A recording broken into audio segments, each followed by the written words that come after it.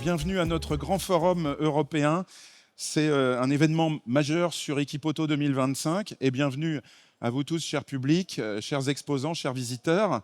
Equipoto a débuté hier. Aujourd'hui, nous sommes mercredi 15 octobre et c'est une journée forte puisque c'est une journée de forte affluence. C'est la journée de présence des étudiants aussi. Et nous la débutons en beauté avec ce grand forum européen.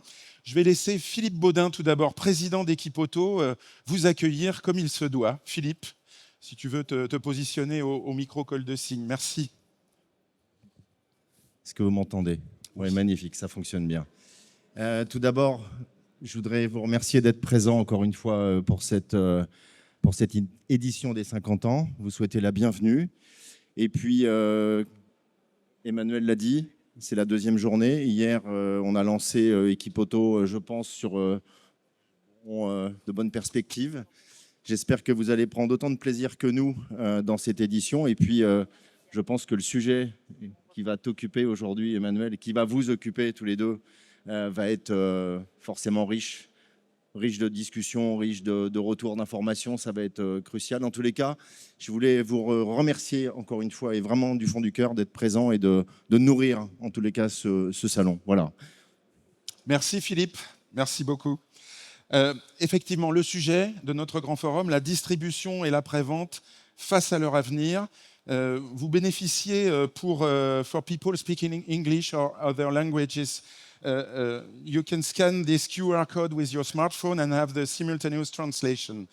Mais on va le faire en français. We will do it in French, if you want, because we are in Paris. Nous sommes deux co-animateurs. Je vous présente Pierre-Henri de Menton, directeur de la rédaction de Challenge. Bonjour. Et je suis donc Emmanuel Taillardas, journaliste spécialiste de la filière automobile. Alors, ces grands enjeux de la filière sont tout d'abord pour l'amont de la filière, et ce sera notre première table ronde. Les intervenants sont déjà présents. Constructeurs et équipementiers, la transition énergétique et l'électrification, bien sûr, avec trois questions. Tout d'abord, l'électrique semble ne pas percer. Pourquoi? Deuxième question, où en est-on exactement pour 2035? Et troisième question, jusqu'où pourrait bien aller l'offensive chinoise? Voilà, ça, ce sera Pierre-Henri qui animera. Au cœur de l'actualité. Absolument. Pierre-Henri, donc la deuxième table ronde. Alors, la deuxième table ronde est, je crois, sur l'économie circulaire. Alors, c'est l'après-vente précisément. Ah, et la troisième sera sur l'économie circulaire. D'accord. Alors, voilà. Un mot sur l'économie circulaire, Ouais. si vous le voulez bien, puis on reviendra sur l'après-vente. Nous, c'est un sujet qui nous passionne à Challenge. On a fait d'ailleurs un grand dossier il y a quelques semaines sur ce sujet avec donc la fameuse REP. Ce principe, est-ce qu'il est vraiment adapté? C'est l'autre gros enjeu avec la transition vers l'électrique. Et puis, on discutera avec à la fois les constructeurs, ceux qui manufacturent ces produits de remplacement, les indépendants, et puis enfin, ceux qui les distribuent. Est-ce que c'est réaliste? Où est-ce qu'on en est dans la fabrication de produits recyclés dans la filière et surtout dans leur commercialisation? Alors, je te laisse peut-être revenir sur la deuxième. Mais la deuxième table ronde, effectivement, dont on parlera juste avant, ça sera sur spécifiquement l'après-vente, avec les grands enjeux qui se proposent aux grands acteurs de l'après-vente. Les premiers d'entre eux, évidemment, les constructeurs, et puis les indépendants aussi. C'est le jeu concurrentiel. On verra la place des différents acteurs, leur stratégie, ainsi que la montée du e-commerce par Internet. Et bien entendu, on aura le volet réglementaire, puisque, comme vous le savez tous, c'est un long combat que de garantir la réparation à armes égales. Pierre-Henri de Menton, tu diriges la première table ronde pour 30 minutes. Je reprécise les noms de nos intervenants qui sont tous là. On a Christophe Auffrère qui a sa place, normalement, mais... C'est Christophe Auffrère, normalement, Claude. Pardon, je suis complètement désolé de... Il nous manque un siège, alors. Alors, Claude, mettez-vous au premier rang, et puis je vous passe la parole à un moment. D'accord, très bien. Merci à Christophe Auffrère de nous avoir rejoints. Je présente les intervenants. Donc Christophe Auffrère en partant de gauche jusqu'à droite. Vous êtes directeur général de la PFA, filière automobile et mobilité. À côté de vous, Almudena Benedito, présidente de JIPA. À côté de vous, Didier Perouet, délégué et porte-parole de Automotive Mobility Europe. À côté de vous, Xavier Oran, délégué général de Mobiliance, Jean-Louis Pêche, président de la FIEV, et Antoine Hertemann, président d'Aver France. Voilà. Pierre-Henri, je te les confie pour 30 minutes. Voilà, donc ce que je vous propose, c'est de faire la façon suivante. C'est qu'on a une très grande experte du JIPA qui va peut-être nous planter le décor. Donc, on va organiser notre petite rencontre qui dure, je vous rappelle malheureusement, que 35 minutes autour de 3 thématiques qui sont d'une actualité brûlante. D'abord, où on en est sur le marché de l'électrique, puisque c'est l'enjeu, vous le savez, depuis quelques années. C'est aussi l'enjeu, ce sera notre deuxième thème, des semaines qui viennent, puisque vous le savez tous, on est à Bruxelles en train de négocier, renégocier ou valider, je ne sais pas. On va le savoir parce que vous êtes très bien informés, cette date butoir de 2035, donc sur le passage du thermique à l'électrique, en tout cas sur le marché du neuf. Et puis enfin, parce que c'est aussi d'actualité, c'est pas mal, je trouve, de faire un point. Les 3 sujets sont liés sur ce qu'on appelle, c'est la une d'ailleurs de Challenge demain, la déferlante chinoise. Elle concerne différentes industries, dont celle de l'automobile. Ça a commencé il y a quelques années et là, on demandera aussi à Almudena de nous faire un petit point sur où on en est et quelle stratégie adopter face à ça. Alors, je vous laisse faire peut-être un petit point déjà sur l'électrique. Alors, je ne sais pas si vous avez la machine. Ah ben voilà, parfait. Allez-y, allez-y. Je pense que ça doit marcher. Ça marche? Je crois. Je ne sais pas. Est-ce qu'on vous entend? Allez-y. Vous m'entendez? D'accord. Donc, merci beaucoup, Pierre-Henri. Donc, oui, en effet, bon, je ne présente pas JIPA parce que ça nous fait perdre du temps, mais bon, nous réalisons des études dans le secteur automobile. Et en effet, aujourd'hui, ce qu'on voit par rapport à l'évolution du marché, depuis quelques années, vous voyez à l'écran, depuis 2018, qu'est-ce qui se passe dans le marché? On voit clairement une chute du diesel. Quand on regarde par technologie, ça tout le monde a compris, hein, on passe de 37 à 8% d'immatriculation en moins de 7 ans. Donc en fait, il y a une forte baisse. Mais qu'est-ce qui se passe? Ce qui est intéressant, à la limite, je ne vous apprends rien, ce qui est intéressant, c'est de bien regarder les couleurs. Et quand vous regardez, il y a encore aujourd'hui 40% de thermiques immatriculés. Donc ça, c'est le premier point. Le deuxième point, c'est qu'on regarde le couleur bleu ciel. Vous voyez que c'est l'hybride. Donc, l'hybride, on pensait il y a 3-4 ans que ce serait une technologie comme l'hybride rechargeable qui allait peut-être tomber dans les oubliettes en détriment de l'électrique, à faveur de l'électrique. Et ce n'est pas tout à fait le cas. Aujourd'hui, on voit que l'hybride monte beaucoup. On est à 37% aujourd'hui dans les immatriculations. On parle d'IMAT, hein, nom de parc. Et ça veut dire qu'aujourd'hui, l'électrique, il stagne un petit peu. Alors, vous me direz, on passe, oui, à 13, 14, 13, 15%. Après, au nombre de véhicules, ça reste important. Mais il y a une certaine, je dirais pas stabilisation, mais ralentissement les immatriculations électriques. Bien sûr, c'est dû, comme vous l'avez bien évoqué, au contexte un petit peu économique et aux récentes déclarations de l'Union européenne. On va revenir sur les raisons ou pas. Alors, pardon, je vous interromps, mais je voudrais vous faire réagir, Antoine Hertemann, parce que vous connaissez bien, et pour cause, la problématique des véhicules électriques à l'Aver.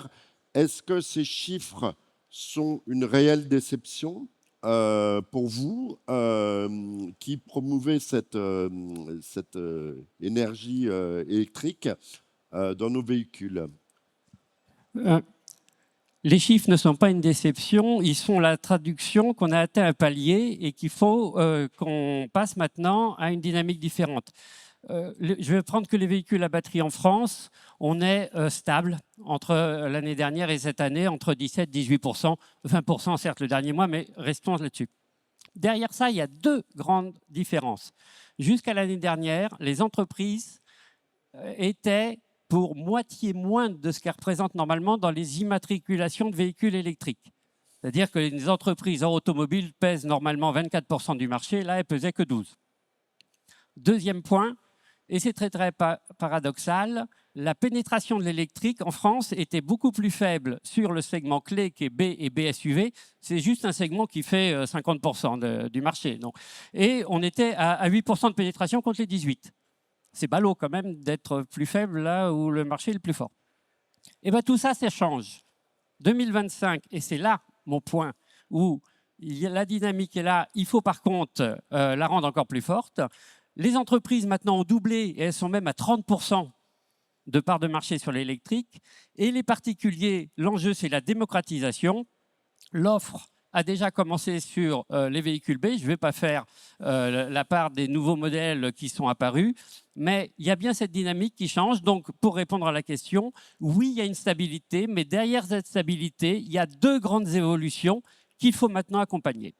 Alors, peut-être un mot côté constructeur, hein, c'est parti, il y a des milliards qui ont été investis dans l'électrique. J'aimerais bien savoir, vous, votre vision à la plateforme de cette évolution. Est-ce que vous êtes surpris par ces chiffres ou est-ce que vous considérez que finalement, avec le basculement notamment des flottes automobiles, on va retrouver une dynamique peut-être plus dans les clous des objectifs qui nous ont été assignés par Bruxelles?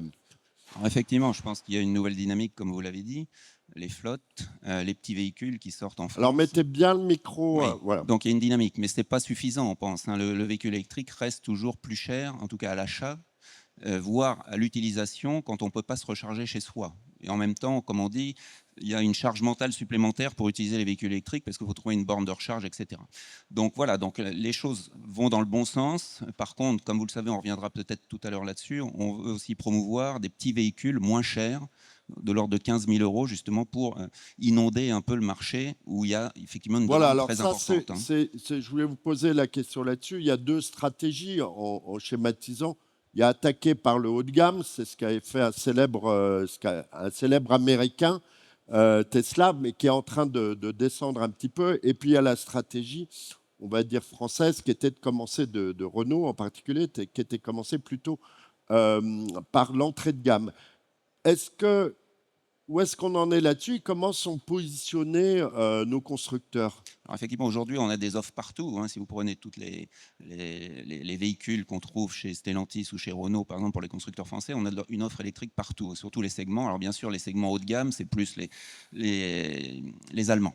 Donc néanmoins, effectivement, il faut aller plus dans le bas de gamme, comme on l'a dit, enfin, dans les véhicules moyens bas de gamme, donc ce qu'on appelle les véhicules qui ont moins de 60 kWh de batterie, hein, ça commence sur le segment C et ça descend en dessous, et puis il faut aller chercher effectivement les petits segments. On a perdu le segment A en Europe, hein, il n'y a plus de segment A produit, donc on veut effectivement promouvoir ça, et donc il y a deux approches par rapport à ça. Il y a soit partir d'un véhicule existant du segment B et faire ce qu'on appelle un peu du decontenting, enlever certaines fonctionnalités, mais sans changer les caractéristiques intrinsèques, je dirais, du véhicule, ou alors partir sur un véhicule qui changera au niveau réglementation, une nouvelle réglementation, où on pourra effectivement changer des choses. Alors, est-ce qu'on va changer un peu la sécurité? Je ne sais pas. Est-ce qu'on va changer effectivement toute l'électronique qui est à l'intérieur? Combien de personnes on va transporter? Sur quel véhicule sur quelle route on va rouler? Et à quelle vitesse? Et c'est toutes ces questions-là qu'on se pose aujourd'hui pour savoir s'il faut faire un nouveau segment ou pas. C'est tout un écosystème qui est bouleversé par cette transition. Il y a une réalité, c'est qu'il y a beaucoup moins de pièces dans un véhicule électrique que dans un véhicule thermique. Moi, j'aimerais bien savoir, côté Mobiliance, où on a vu les constructeurs, c'est parti. Vous, de votre côté, comment se fait la mutation? Où est-ce qu'on en est? Est-ce que c'est quelque chose qui vous ravit? Est-ce que vous en avez peur? Où est-ce qu'on en est? Si vous pouvez nous faire juste un point d'étape sur votre filière. Bon, c'est pas facile de répondre à cette question, Surtout Pierre-Henri, en 1 minute en 30. 3 minutes. Je vais répondre, mais de manière indirecte dans un premier temps, si vous voulez bien, par rapport à ce que vient de dire Christophe et Antoine à l'instant. On est au sein d'Équipe Auto. On a fêté le 50e anniversaire d'Équipe Auto hier soir dans le cadre d'une soirée absolument Mémorable. fantastique. Et j'en profite pour en remercier Claude Cham et la totalité de ses équipes. Qu'est-ce que nous ont appris les 50 dernières éditions d'Équipe Auto? C'est qu'il faut mettre d'abord l'innovation avant la régulation. Quand on ne met pas les choses dans le bon ordre, ça ne se passe pas bien. Et c'est ce qui est en train de se produire.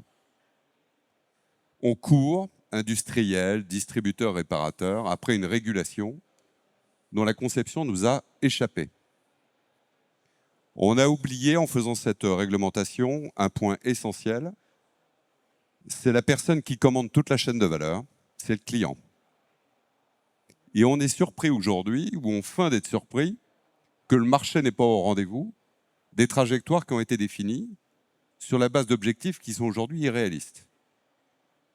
Donc moi, ce que je propose, puisque le Premier ministre a parlé de rupture, eh bien faisons une rupture, une vraie rupture. Et pour faire une rupture, pour réussir cette phase de transition, parce que c'est ça l'objet, eh bien il faut commencer par être réaliste. Et à mettre au cœur du jeu, au cœur des discussions, le réalisme. Ça, je pense que c'est un point, j'enfonce peut-être une porte ouverte ici, mais c'est un point clé, parce que sinon le risque, c'est de se perdre dans un dédale de discussion d'une technicité ahurissante et dont on oublie une chose, pour les industriels comme pour les distributeurs au passage, l'ensemble de l'écosystème, ce sont les coûts de conformité. Parce que les réglementations sont devenues d'un tel niveau de sophistication qu'on oublie les efforts considérables sur le plan technique, sur le plan des ingénieurs, sur le plan de la mise en conformité par rapport à toutes ces réglementations que cela génère. Donc mon sentiment est quand même plus que perplexe, parce que ça me donne le sentiment qu'on tourne en rond pour sortir de ce dédale réglementaire qu'on a créé, parce que, en fait, ce qui nous a explosé au nez, ce qui est une vraie claque de rappel en termes de réalisme, bah, c'est tout simplement la réalité du marché. Et je pense que Jean-Louis va me compléter, ainsi que Didier, et puis on va revenir très probablement Alors, dans nos débats sur la clause de on revoyure. va revenir, si vous voulez bien. Je vais redonner la parole à Almudena sur ce point de rupture. On a parlé réglementation, conformité, etc. Donc, on parle de Bruxelles. Et peut-être un point sur les objectifs, effectivement, et cette fameuse date de 2035. Et on va revenir dessus, hein, bien sûr. Oui, merci Pierre. Très brièvement, parce que je pense que ça va être abordé aussi tout à l'heure, mais le cadre est celui qu'on voit à l'écran. Les réductions d'émissions et de gaz à effet de serre étaient assez importantes. Aujourd'hui, il y a clairement une poussée des industriels, des constructeurs, pour essayer de revoir cette date. Et ils sont revenus sur la table avec des propositions plutôt réaliste, en disant, bon, laissez-nous le temps. Ce n'est pas un non, mais aujourd'hui, c'est relativement difficile d'atteindre. Ça, c'est la première question. Donc, est-ce qu'on répond à des normes, comme ça a été expliqué, ou à des réalités du marché? Une autre raison, c'était la pénétration des constructeurs chinois, clairement. Et une troisième réalité, c'est le contexte politique, géopolitique et inflationniste qui a baissé maintenant, mais aujourd'hui le pouvoir d'achat mondial et aussi en Union européenne baisse. Donc aujourd'hui, un conducteur, il est face à la problématique, je ne sais pas quelle technologie m'acheter, parce que je ne sais pas sur quel véhicule je peux investir. Le segment 1, comme on avait dit, il est en train de quasiment disparaître. Donc il n'y a pas aujourd'hui une offre de véhicules qui soit quelque part attractive au niveau de prix. Et c'est pourquoi aussi les constructeurs chinois sont en train de percer. Alors, on va reparler des Chinois, mais là, on va faire une petite étape à Bruxelles, peut-être avec vous, Didier. Vous êtes installé là-bas, vous êtes dans les couloirs toute la journée. On a entendu la semaine dernière tous le chancelier allemand sortir la canonnière contre 2035. D'ailleurs, avec des petits problèmes au sein même de sa coalition, parce qu'ils ne sont pas tout à fait alignés. Est-ce que vous pouvez nous faire juste un petit point rapide, et après on fera un tour de table sur où on en est aujourd'hui et surtout le calendrier. Quel est l'agenda? Quand est-ce qu'il faut qu'on fasse un grand article sur Challenge, Challenge? Nous étions dans les couloirs il y a 2 semaines, notamment. Alors, nous étions il y a 2 semaines au Parlement européen avec notamment notre directrice des affaires publiques qui est dans la salle et avec quelques collègues de l'AME, Automotive Mobility Europe. Qu'est-ce qu'on a entendu? On a entendu l'accélération, donc la demande de l'accélération du tout électrique. Et je parle bien ici du tout électrique, pas de l'électrification, parce que pour nous, il y a une grande différence. Alors, on a essayé de les remettre les pieds sur terre, je dis bien, en disant tout simplement la réalité du marché. Donc, il y a une voiture neuve qui est vendue pour 2 voitures d'occasion. Prenons ces 2 voitures d'occasion qui sont vendues. Elle a une moyenne d'âge en Europe qui dépasse 10 ans et 9 mois. Plus de 12 ans, je crois, en France. Ouais. Elle a 110 000 km et sa valeur moyenne tourne aux alentours de 13 000 euros. Et à partir de 15 000 euros, je dis bien 15 000 euros, une voiture sur 2 doit être financée. Ça, c'est la réalité du terrain et ça, c'est le réel challenge. Et comme le disait Xavier, on a oublié cette partie du public, celui qui va acheter la voiture d'occasion. Et nous leur avons lancé au commissaire européen le challenge, après la réunion, d'aller sur Autoscout et de nous trouver une voiture d'occasion électrique de 10 ans, familiale, qui va tourner aux alentours de 15 000 euros. Alors, on oublie cette partie parce que n'oubliez pas qu'à l'heure actuelle, cette voiture d'occasion, quand on a le grand public qui vient nous acheter une voiture d'occasion, qu'est-ce qu'il nous demande? Il nous demande une garantie sur le moteur et la boîte de vitesse, qui sont les éléments les plus coûteux sur un véhicule à l'heure actuelle. Qu'est-ce qu'on va faire lorsque cette vague électrique va venir, si elle vient dans le marché de la voiture d'occasion? Donc, il faut bien sûr pour nous une législation spécifique sur la batterie. Il faut protéger le consommateur sur ce point-là. Encore faut-il qu'ils veulent acheter une voiture. Et souvent, parce que je l'ai entendu encore ce matin, on nous parle du prix. Le premier obstacle, c'est le prix.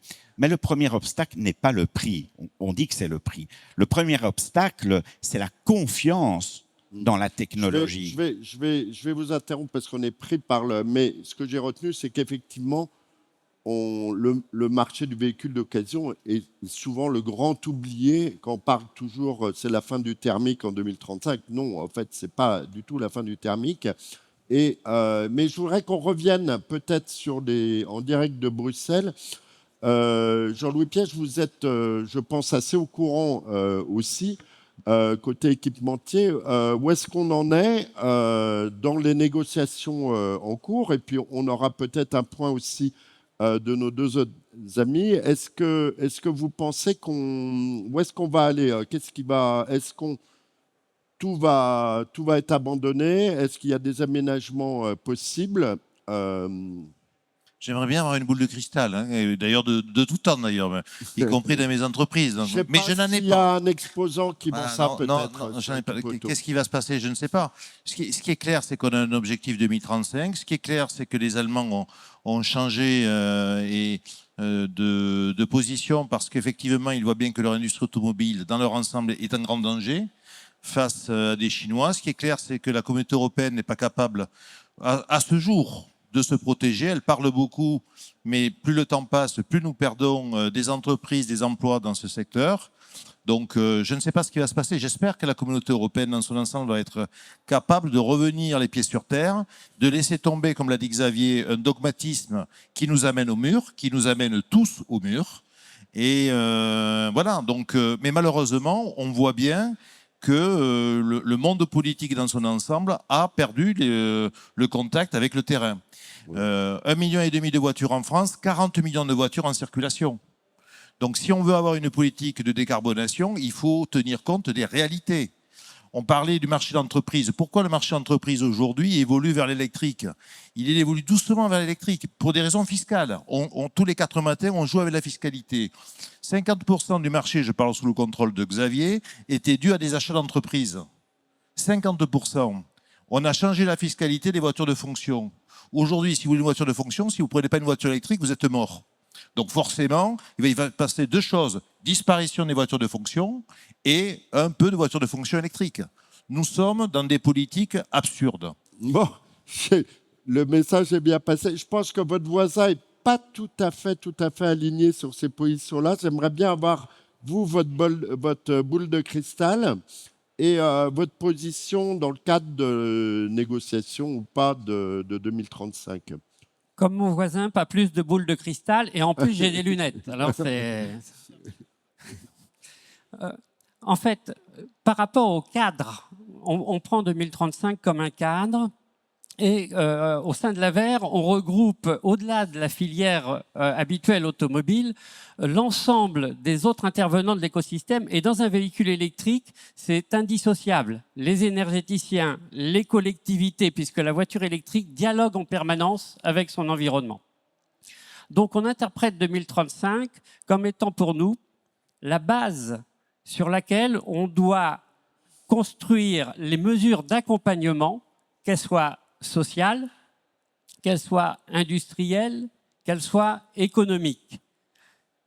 Traiter un seul sujet à la fois, dire il faut faire ça pour les voitures, si en même temps l'énergéticien n'a pas le réseau, n'a pas les installations de bornes, si les villes n'ont pas pris les mesures qu'il faut pour accueillir tout ça, ça ne fait pas sens.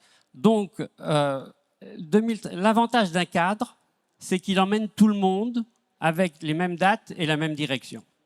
Voilà, alors peut-être la date et la direction. Un mot de la plateforme, très rapide, parce que je voudrais qu'on parle des Chinois maintenant. C'est assez lié, hein, tous les sujets. Alors concrètement, déjà, si on voulait être aux objectifs de 2025, il faudrait qu'on ait à peu près 25% de véhicules électriques. Hein, donc on en est loin, 17%. Et après, en 2030, ça devrait être plus de 50%. Alors, le micro, plus de 50% en 2030. Hein. Alors, on a fait des propositions au niveau de la PFA en disant on ne veut pas changer vraiment l'objectif, mais on veut trouver des flexibilités. Et ces flexibilités-là, on les met en contrepartie d'un contenu local, c'est-à-dire produire plus en Europe que ce qui est prévu. D'accord ? À peu près pareil qu'avec les véhicules thermiques.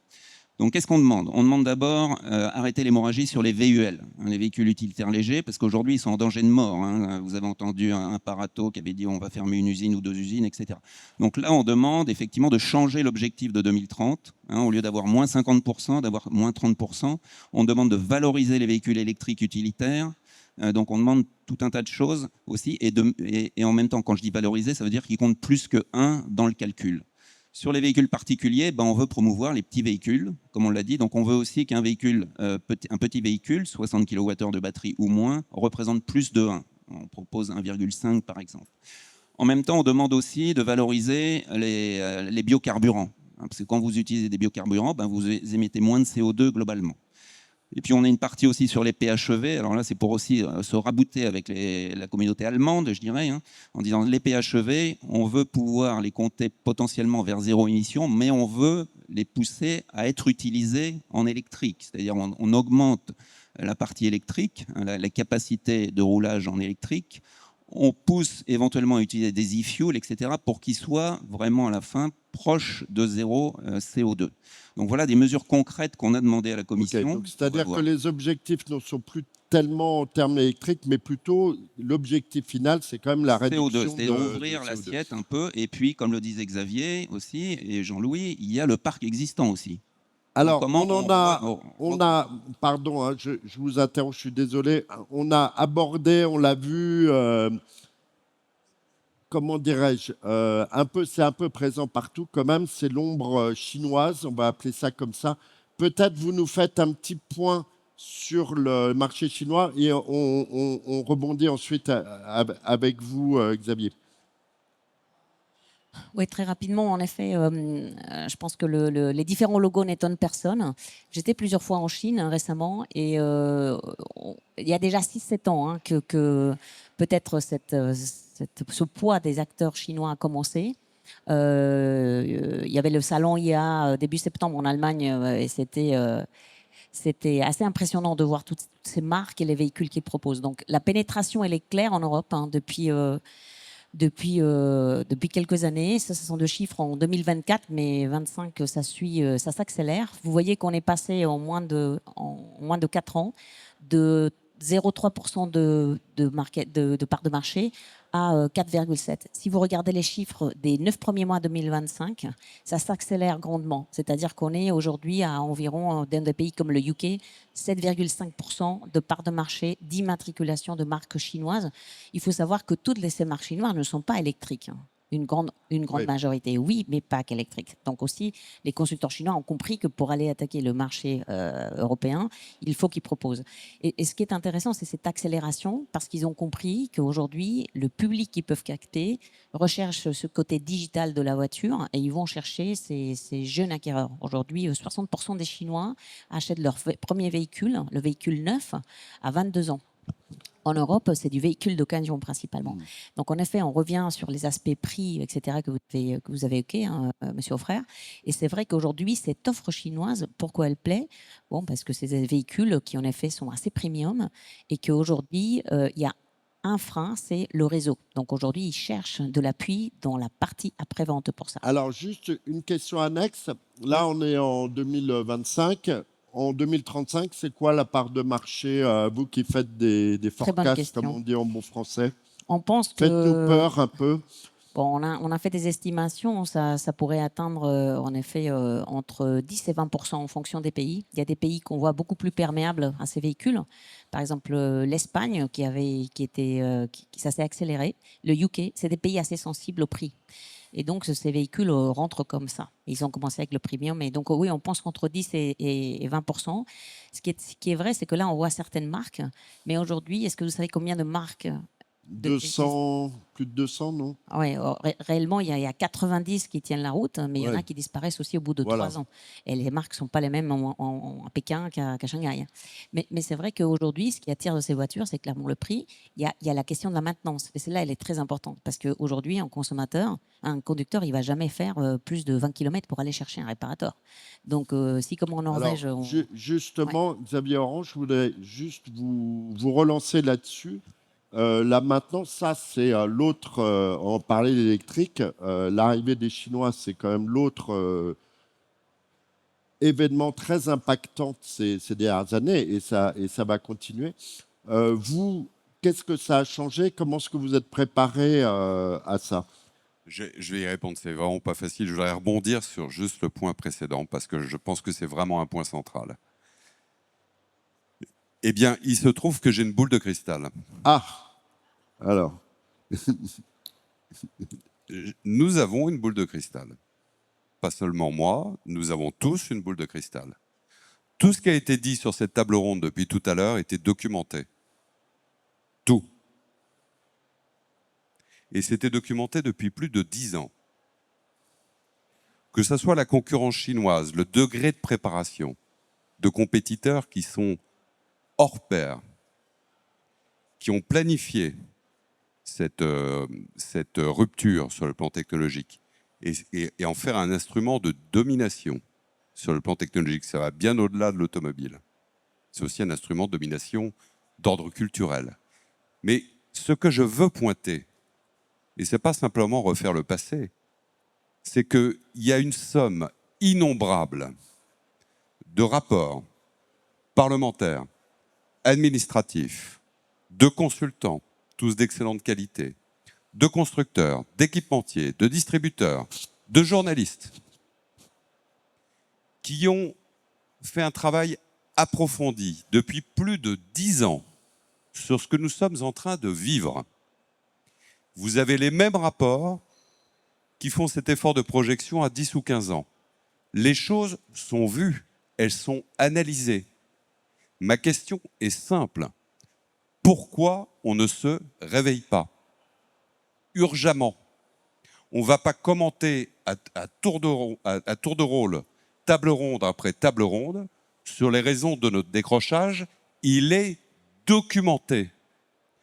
La rupture dont je parlais tout à l'heure, en ce qui me concerne, ce que j'en attends, c'est que cette transition-là, elle nous soit profitable en France pour l'Europe. Les clauses de contenu local C'est une très bonne chose entre les constructeurs et les équipementiers sur le plan des principes. Mais si la France ne règle pas son problème de compétitivité, qu'est-ce qui va se passer? La production va se faire ailleurs et elle continuera à se faire ailleurs et de plus en plus vite. Alors, d'abord, je termine pour plusieurs raisons. Je vais revenir sur votre question de la maintenance que je n'ai pas oubliée, mais aussi sur les Chinois. On a mis en place des droits de douane. Très bien. Les Chinois sont implantés en Europe de l'Est. Les Chinois, de toute façon, au-delà du véhicule électrique, maintenant sont sur l'hybride. Ils sont sur le thermique. Et on ergote à Bruxelles sur le fait qu'il faudrait peut-être une diversité technologique. Enfin, il faut ouvrir les yeux. Votre question de tout à l'heure sur où on en est sur la clause de revoyure, moi je vais vous dire où on en est. Moi je vois l'Allemagne et l'Italie qui écrivent un courrier en commun à la Commission européenne. En commun. Où est la signature de la France?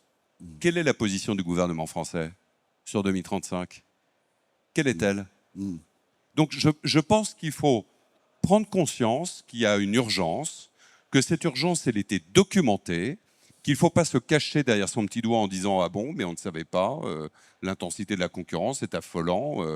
Mais il faut se réveiller de très grande urgence, Pierre-Henri. La maintenance est une voie de conséquence. Donc je termine par votre question pour ne pas être déplacé vis-à-vis de vous. La maintenance sera la conséquence de ce qui se passe au niveau de l'amont. Donc, il y a une forme de résilience, on va y revenir, il y a la préparation des compétences qui est clé, mais le sujet numéro 1, et il n'y en a pas d'autre, c'est la compétitivité française.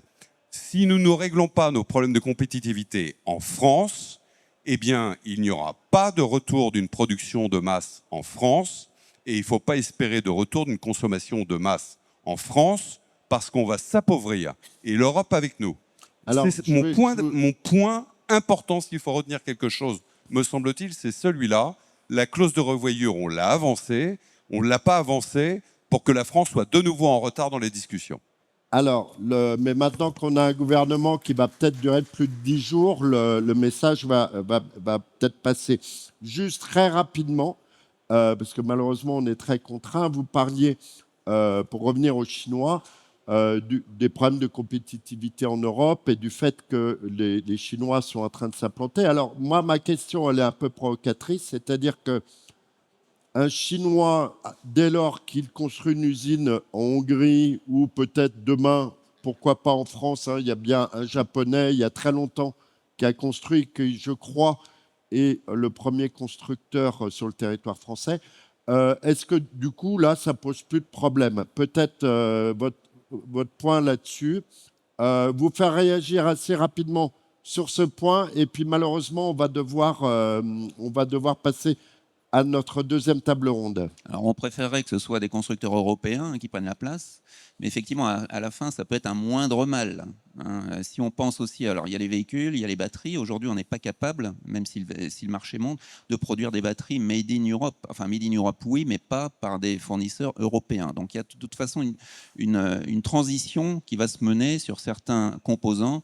Et sur les véhicules, ben oui, on ne peut pas empêcher les Chinois de venir à partir du moment où ils produisent sur notre sol. Mais bien sûr, on aimerait que ce soit limité.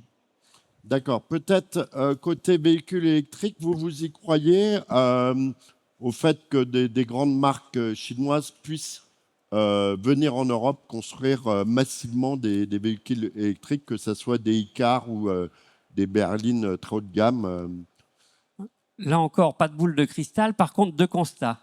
Un premier constat, sauf erreur de ma part, aujourd'hui, le taux d'exportation de véhicules électriques de la part des Chinois n'est pas supérieur au taux d'exportation de véhicules thermiques. Il est même inférieur.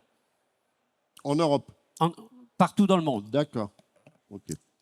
Le deuxième constat, je reviens sur mon obsession de la démocratisation et du marché français centré sur le segment B. Il est 50% en France, il est 8% en Chine. Donc ce n'est pas leur cœur de gamme. Alors 8% en Chine, ça fait beaucoup en volume, mais ce n'est pas le cœur de gamme. Donc pour moi, c'est une opportunité, il y a un savoir-faire, et donc à nous de savoir l'utiliser. Voilà, on va terminer là-dessus. Je suis absolument par des paroles assez fortes. Hein. C'est une opportunité, j'ai noté ça. Emmanuel me fait des grands signes pour qu'on passe à la deuxième table ronde. En tout cas, merci infiniment. à tous. C'est toujours assez frustrant parce qu'on aurait pu y passer la journée quand même. Mais je pense que ça a posé des bons jalons pour les débats et on va bien sûr reparler dans tous nos journaux, dans tous nos médias. Ça va monter en puissance ces sujets. Jusqu'à mon avis, début de l'année prochaine, on va avoir quand même un éclaircissement sur ce qu'on espère sur ce qui pourrait se passer en 2035. Merci infiniment.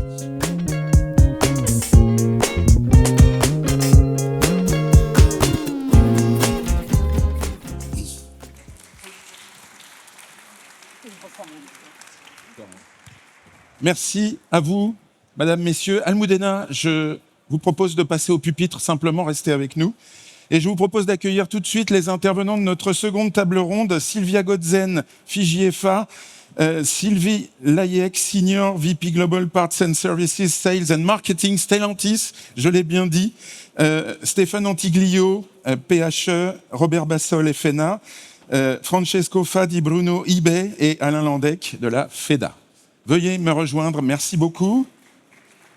Merci d'applaudir nos intervenants qui vont réussir le tour de force de tenir en une demi-heure, évidemment, car ça fait partie de l'exercice. Installez-vous, bienvenue. Bienvenue à tous. On a les exposants avec les logos de leurs entreprises et les présidents. Voilà, chacun est venu comme il est pour pasticher une publicité.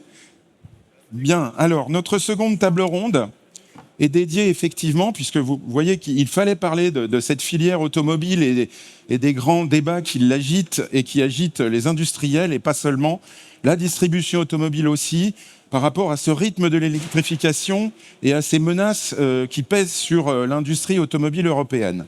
Maintenant, nous sommes sur le marché de l'après-vente et effectivement, pendant ce temps, le parc circulant s'accroît en vieillissant et je voudrais tout de suite qu'on fasse un point, Almudena, sur ces atouts que nous avons, que vous avez, vous, les professionnels de l'après-vente. Et ensuite, nous verrons comment s'organise le jeu concurrentiel avec nos intervenants. Almudena, peut-être ce sera plus simple. Merci. Si je vous donne la télécommande pour agir. Voilà.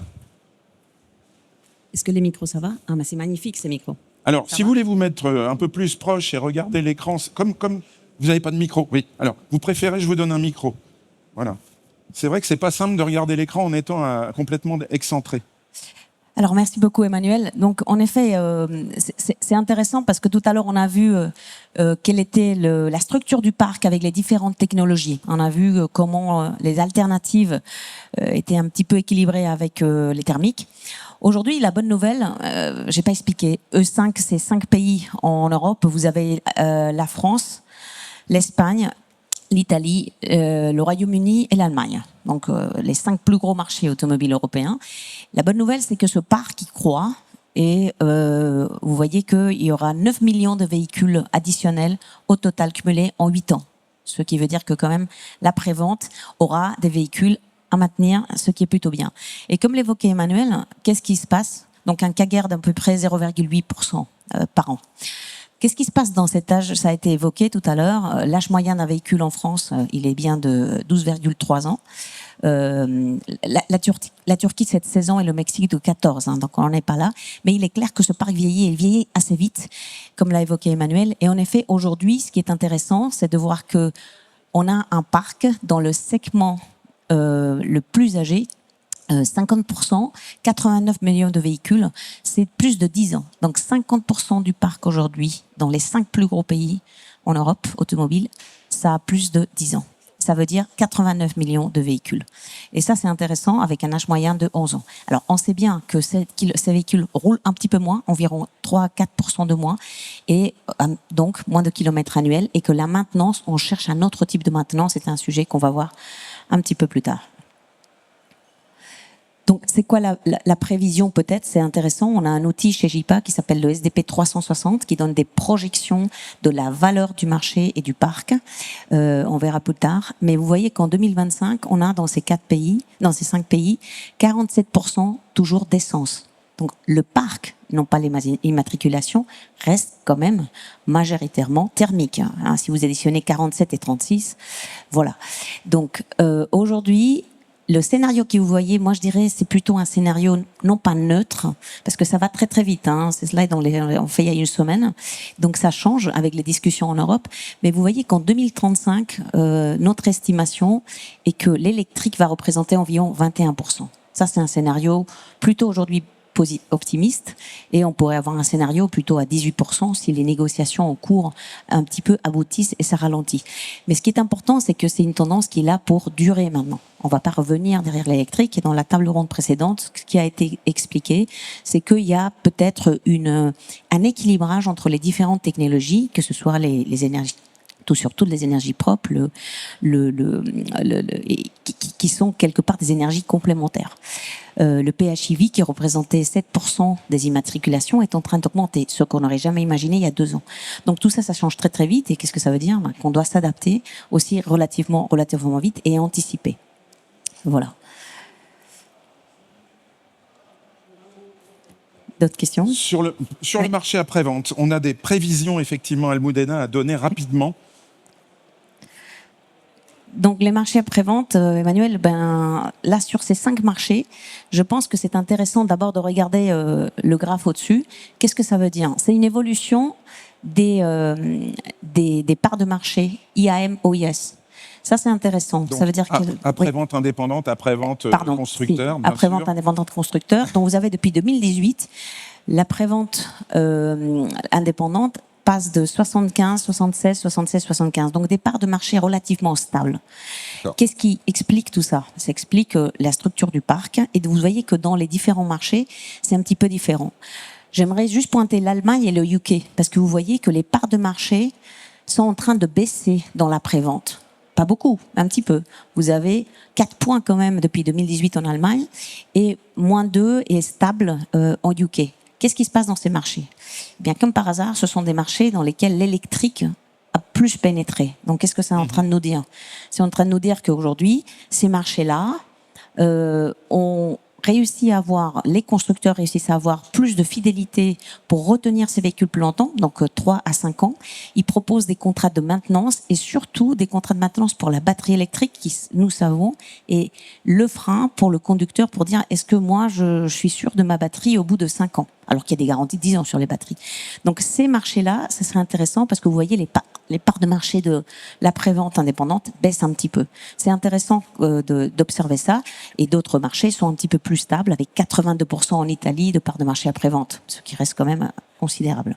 Merci Almudena. Et en une dernière diapo et un mot, les prévisions pour les années qui viennent. Alors ça c'est intéressant, merci Emmanuel. Donc comment va évoluer ce marché? Parce que on parlait de boules de cristal. Moi, je pense que les boules de cristal, on les retourne tous les jours, et tous les jours, elles vont donner quelque chose de différent. Donc, ce qu'on peut observer grâce à cet outil chez JIPA, qui rassemble plus de 46 variables, c'est assez complexe, les algorithmes qui sont dedans. Mais encore une fois, là, je vous donne l'évolution du marché en valeur et en volume. Vous avez la différence OIS-IAM, donc après-vente constructeur, après-vente indépendante. Donc la bonne nouvelle, c'est qu'il y a une croissance de 3,8% en valeur pour l'OIS et 3,2% pour l'IAM, et en volume, une moindre croissance. Pourquoi? Parce qu'une partie de cette croissance, elle est apportée par le prix, et une autre partie donc par l'inflation, et une autre partie par l'incrémental du coût de la main-d'œuvre. Donc le marché lui-même, il croît à peine de 0,3%. Si on regarde à 2027, ça c'est des chiffres cumulés, il ne faut pas s'affoler, le plus 15, c'est pas un an, c'est un cumulé jusqu'à 2027.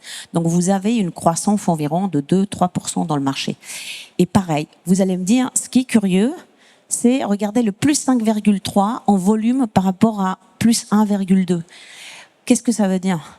Eh bien, aujourd'hui, quand vous avez une économie qui se porte bien, la réparation, la maintenance se fait chez le constructeur. Quand vous avez des tensions de prix ou des tensions de contexte économique mauvais, la prévente en bénéficie. Donc c'est reflété dans ces chiffres. Très bien. Merci beaucoup Almudena. Je vais reprendre la télécommande. Merci, pardon. Et on va tout de suite discuter ensemble de cette évolution du marché après-vente. On terminera par les aspects réglementaires, si vous le voulez bien, Sylvia Godzen. On le fera sur la fin. Sylvie Layek.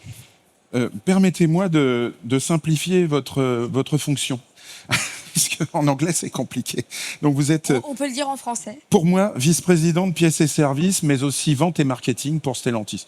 J'ai pas dit trop de bêtises. En fait, j'ai 3 casquettes. Je suis senior vice-présidente, vente et marketing, en effet, en français. Très bien, parfait. Senior. Et c'est pas uniquement lié à mon grand âge, mon expérience. Alors, on présente là le marché de l'après-vente qui va bien en tendance structurellement avec plusieurs effets de bord qui sont liés à l'électrification en particulier. Et vous êtes là, vous, mais aussi Stéphane Antiglio pour les indépendants. Donc chacun pour présenter un peu votre stratégie pour que ce jeu concurrentiel vous avantage plus que l'autre en réalité. Alors chez Stellantis, vous avez établi une stratégie extrêmement documentée, construite, qui s'intitule Gain and Regain. On est tributaire des bruits des exposants également. Pouvez-vous nous la présenter, cette stratégie après-vente ? Certainement. Comme vous le savez, nous sommes également un constructeur automobile. Oui, donc, on le sait. mettons à la disposition de nos clients des véhicules. Et évidemment, notre volonté, c'est de pouvoir les accompagner tout au long de la durée de vie du véhicule. La réalité du client, du marché, c'est que passé ces périodes que sont la garantie, les contrats de service, le client donc regarde avec beaucoup d'attention et d'intérêt, donc du côté de nos partenaires, concurrents parfois, donc la rechange indépendante.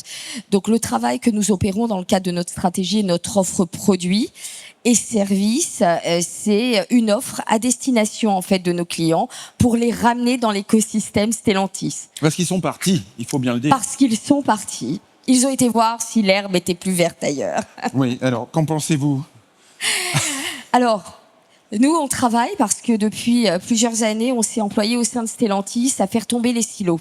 Parce que la réalité du marché, moi, ça fait 25 ans et demi que je suis dans l'automobile, c'est que sur le terrain, il y a une collaboration qui s'opère entre les réparateurs agréés, les réparateurs indépendants. Ils ont besoin d'une pièce, ils vont la chercher chez le voisin. Donc la notion d'enseigne, finalement, elle est très très relative. Il faut être pragmatique.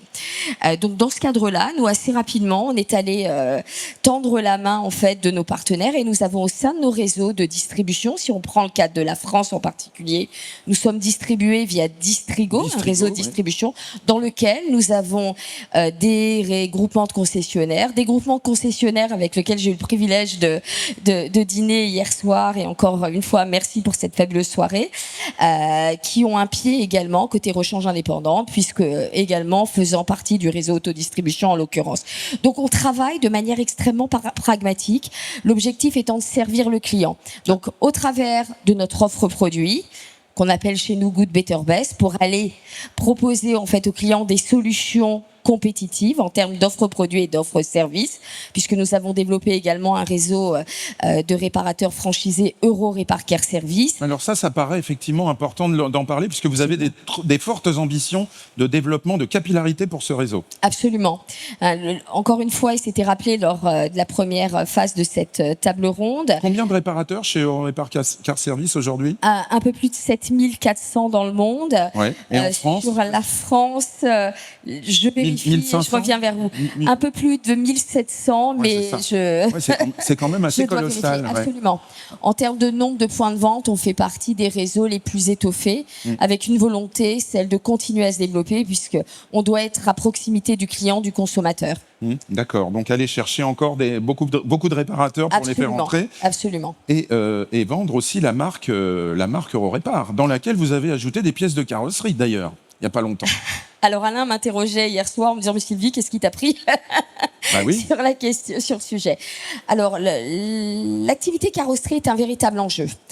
On en est conscient tant d'un point de vue de transition écologique, d'innovation technologique, ou évidemment de sécurité. On le voit bien, hein, nous, dans la fabrication de nos véhicules et de nos pièces, de plus en plus, hein, on intègre des composites à base de fibres de carbone.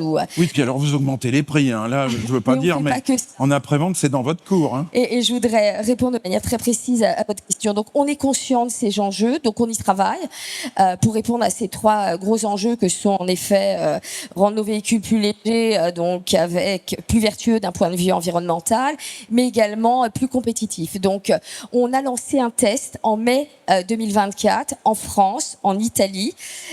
On a proposé en fait pour des véhicules que nous ne produisons plus. Donc, ce sont vraiment des véhicules hors production, parce que notre objectif, ce n'est pas la cannibalisation. On veut rester sur une proposition de valeur haut de gamme, pièces premium. Donc on est en test, en effet, sur encore une fois des véhicules qu'on ne produit plus. On propose une gamme en fait de pièces de carrosserie Euro-Répar. Très bien. Stéphane Antiglio, je vous fais réagir par rapport à ça. Président de PHE, l'entité qui chapeaute autodistribution, doyen Cora, CR Group, des enseignes de réparation. Enfin bref, on le sait tout ça. Est-ce que vous sentez le vent du boulet des constructeurs qui veulent tout récupérer? je suis provocateur volontairement, hein, Sylvie Laïc. Bon, vous avez l'habitude. Tout à l'heure, vous demandiez si l'herbe était plus verte ailleurs. Réponse oui. La réponse oui. C'est ça, la réponse évidemment. est oui. L'herbe est beaucoup plus verte ailleurs, notamment dans le monde indépendant. Non, plus sérieusement, je pense qu'on l'a cité dans cette table ronde et dans la table ronde précédente. Je pense qu'il faut partir du besoin de l'automobiliste. L'automobiliste veut de la proximité, il veut de la réactivité, il veut des prix abordables. Partant de là, quand on examine ces trois composantes, on comprend pourquoi aujourd'hui on a 75% des entrées ateliers qui se situent dans le monde indépendant. Et je ne suis pas fondamentalement inquiet, structurellement, sur la tendance pour les années qui viennent. Le seul point, mais je pense que mes collègues en parleront, vous les questionnerez là-dessus tout à l'heure, c'est sur les obstacles qui pourraient être mis.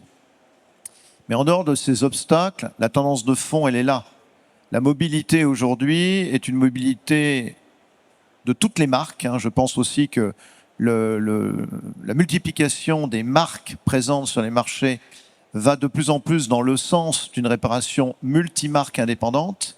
On a des constructeurs qui ont de plus en plus de mal à entretenir des réseaux monomarques. Oui. Ça n'a pas de sens. On le voit bien avec le développement d'Eurorépar Car Service aussi. Donc le multimarquisme est certainement l'avenir, et c'est un multimarquisme de proximité, fait de flexibilité, fait d'attention aux consommateurs. Ça doit être abordable. Voilà ces éléments qui sont fondamentaux. Et ce sont les éléments qui constituent en fait les fondements de la réparation multimarque indépendante. Donc nous ne sommes pas inquiets sur ce marché. Encore une fois, sauf si le législateur, auquel peut-être certains constructeurs auront soufflé des mauvaises idées, se met en tête de mettre en place des obstacles précis ou de favoriser des obstacles technologiques. Mais autrement, fondamentalement, nous pensons que la réparation multimarque indépendante a de beaux jours devant elle. Et pour nous, en tant que PHE, notre feuille de route est très simple. Okay. Alors, on n'arrive pas à avoir des grands noms à nos programmes, Sylvie. Nous, on se dit simplement, on va continuer à faire notre travail, c'est-à-dire à offrir du service à nos clients. Nous, on appelle ça le oui-j'ai chez nous. Fournir la pièce au bon endroit, au bon moment, en anglais, très rapidement. Non, on ne le met pas en anglais. En anglais, c'est gain and regain. On a compris la traduction. Oui. Alors, Stéphane, je voudrais qu'on parle de ces obstacles avec Sylvia Godzen de la FIGFA et puis ensuite faire réagir Alain Landec pour la FEDA. Sylvia, vous êtes la FIGFA, c'est la fédération de l'ensemble des fédérations de grossistes en Europe. Vous faites beaucoup de lobbying à Bruxelles, c'est votre mission. Et le but, c'est d'obtenir toujours que la réparation soit à armes égales. Où en est-on des conditions de libre concurrence? En quelques mots. Merci beaucoup. Et en effet, bonjour à tous et encore joyeux anniversaire encore à Équipe Auto.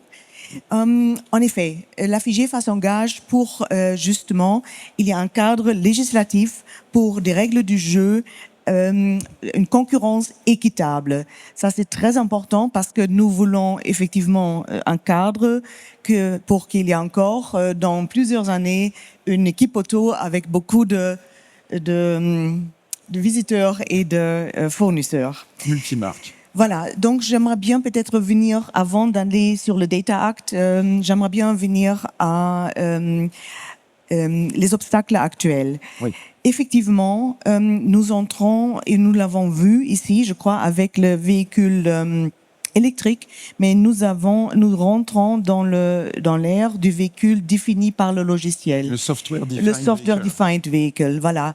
C'est la voiture connectée.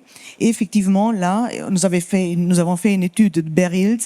La mainmise par la technologie des constructeurs est plus grande et grandissante, d'où d'encore plus en plus, c'est important d'avoir un cadre juridique qui est justement pour le droit à la réparation. C'est-à-dire, Sylvia, pour autant, les constructeurs, on ne peut pas les accuser de quoi que ce soit, c'est-à-dire ils ont des impératifs de cybersécurité, notamment. Absolument. Et vous, votre travail, c'est de dire oui, mais il faut aussi donner accès. Absolument, c'est ça.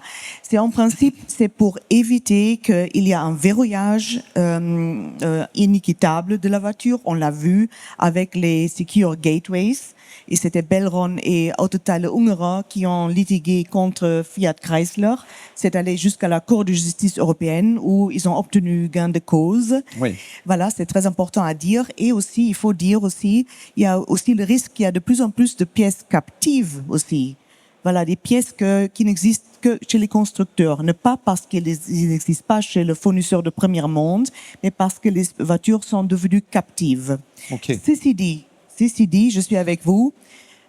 On sait et on est tout à fait d'accord qu'il faut absolument protéger la voiture en matière de cybersécurité.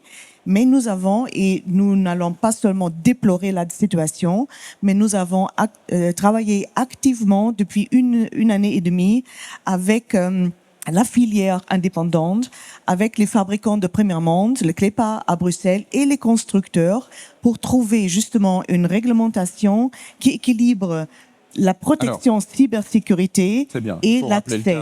Et cet accès, juste pour vous dire, parce que l'astuce, c'est qu'il y a beaucoup plus de besoin d'interopérabilité maintenant. D'interopérabilité. Okay. Alors, sur les obstacles, rapidement, Sylvia, s'il vous plaît. Je vous presse, excusez-moi. Vous avez rappelé le cadre, effectivement, et il était important de dire qu'il faut travailler avec et pas contre. Donc ça, bien compris. Quels sont les obstacles? Il y a le Data Act, donc sur les données, et puis il y a la cybersécurité. Hein, c'est ça, c'est les deux. Voilà, c'est ça. Juste sur la cybersécurité, je dois dire qu'il y a une ébauche d'une législation qui est au cours de publication. Pour la première fois, nous avons essayé de définir la chaîne. Il y a de plus en plus de pièces codées. Il ne faut pas oublier ça, de plus en plus de pièces codées pour des bonnes raisons, aussi cybersécurité. Mais nous avons défini la chaîne pour que justement la filière indépendante multimarque puisse maintenant activer ces codes, ce qui n'était pas possible dans le passé, et que ceci soit possible avec les outillages diagnostiques multimarques aussi. Parce que ça, c'était une grande entrave, pour que justement le réparateur indépendant n'est pas dépendant du concessionnaire à côté. Voilà. Donc, nous avons aussi pour la première fois, très important, une reconnaissance juridique de la profession des fournisseurs de services à distance que beaucoup de vous utilisent déjà pour le pass-through. Voilà, c'était pas le cas non plus. Donc, pass-through Security Gateways, voilà, c'est ça. Données de codage des composants. Mais le prix de tout ça est aussi que il faut de plus en plus d'authentification des garages indépendants. Ça veut dire CERMI. Le CERMI, bien sûr, pas juste pour une petite lecture, mais s'il faut faire des mises à jour du logiciel, software updates, des activités diagnostiques, là, il va falloir avoir le CERMI ou une authentification par l'outillage diagnostique multimarque. Très bien, merci Sylvia. On aura une conférence sur le CERMI justement ici sur cette aréna.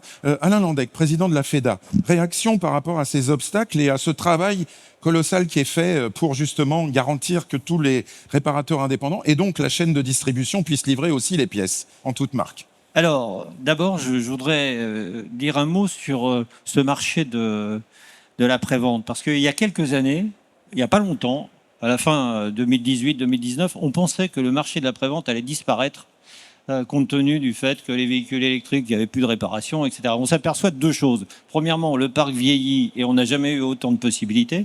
Et deuxièmement, quand on interroge nos équipementiers, Bosch, etc., qui ont des expériences sur les marchés du nord de l'Europe, on s'aperçoit que les véhicules électriques génèrent énormément de réparations, qu'il y a énormément de pièces qui, soumises à des températures excessives, etc., ou sont à changer beaucoup plus fréquemment. Alors, on va changer de type de réparation, mais en tout cas, on voit maintenant que l'après-vente a un bel avenir devant lui et que nos professions ne sont pas en danger.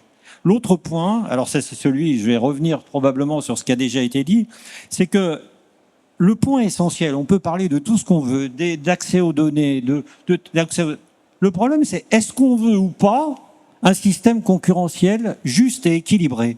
Parce que on peut parler, parce qu'à chaque fois on rentre dans le détail de on voudrait telle information, etc. Ok, très bien, mais ça c'est la conséquence d'une décision politique. C'est-à-dire, est-ce que le législateur européen, est-ce que les législateurs français veulent ou pas un système équilibré de concurrence et juste? Parce qu'il y a trois systèmes possibles. Soit il y a un système de monopole, soit il y a un système pervers et hybride, c'est-à-dire qu'on dit qu'on est dans un système d'échange juste, mais en fait, il y a tellement d'obstacles pour obtenir les informations, pour réparer les véhicules, pour obtenir les pièces, pour obtenir absolument tout, qu'en fait, on est dans un système de semi-monopole. Et souvent, on est confronté à ça. Donc, à la fin, est-ce que le législateur veut absolument un système de concurrentiel équilibré? Et lorsque nous avons travaillé auprès des pouvoirs publics sur la libéralisation des pièces captives, avec au niveau du cabinet du Premier ministre et du Président de la République, le correspondant qui nous avait été affecté nous disait, à propos de ce sujet-là, on n'échappera pas à une législation robuste. Oui, voilà. Et alors, le dernier point que je voulais évoquer, c'est qu'on évoque beaucoup dans notre... Il y a une formule qui circule, qui est le mur tombe entre l'OIM et l'IAM. Les murs tombent. Alors moi, je suis d'accord pour que les murs tombent. D'ailleurs, hier soir, on évoquait la possibilité de collaboration sur tout un tas de sujets, parce qu'on pourra y revenir 2 minutes. Alors moi, je suis d'accord pour que les murs tombent.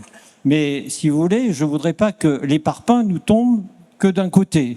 Et pour reprendre une expression, etc., il faut que chacun prenne sa part dans le ramassement des gravats. Dans le ramassage des gravats, voilà. Absolument. Ouais. Voilà. Bon, merci de cette intervention.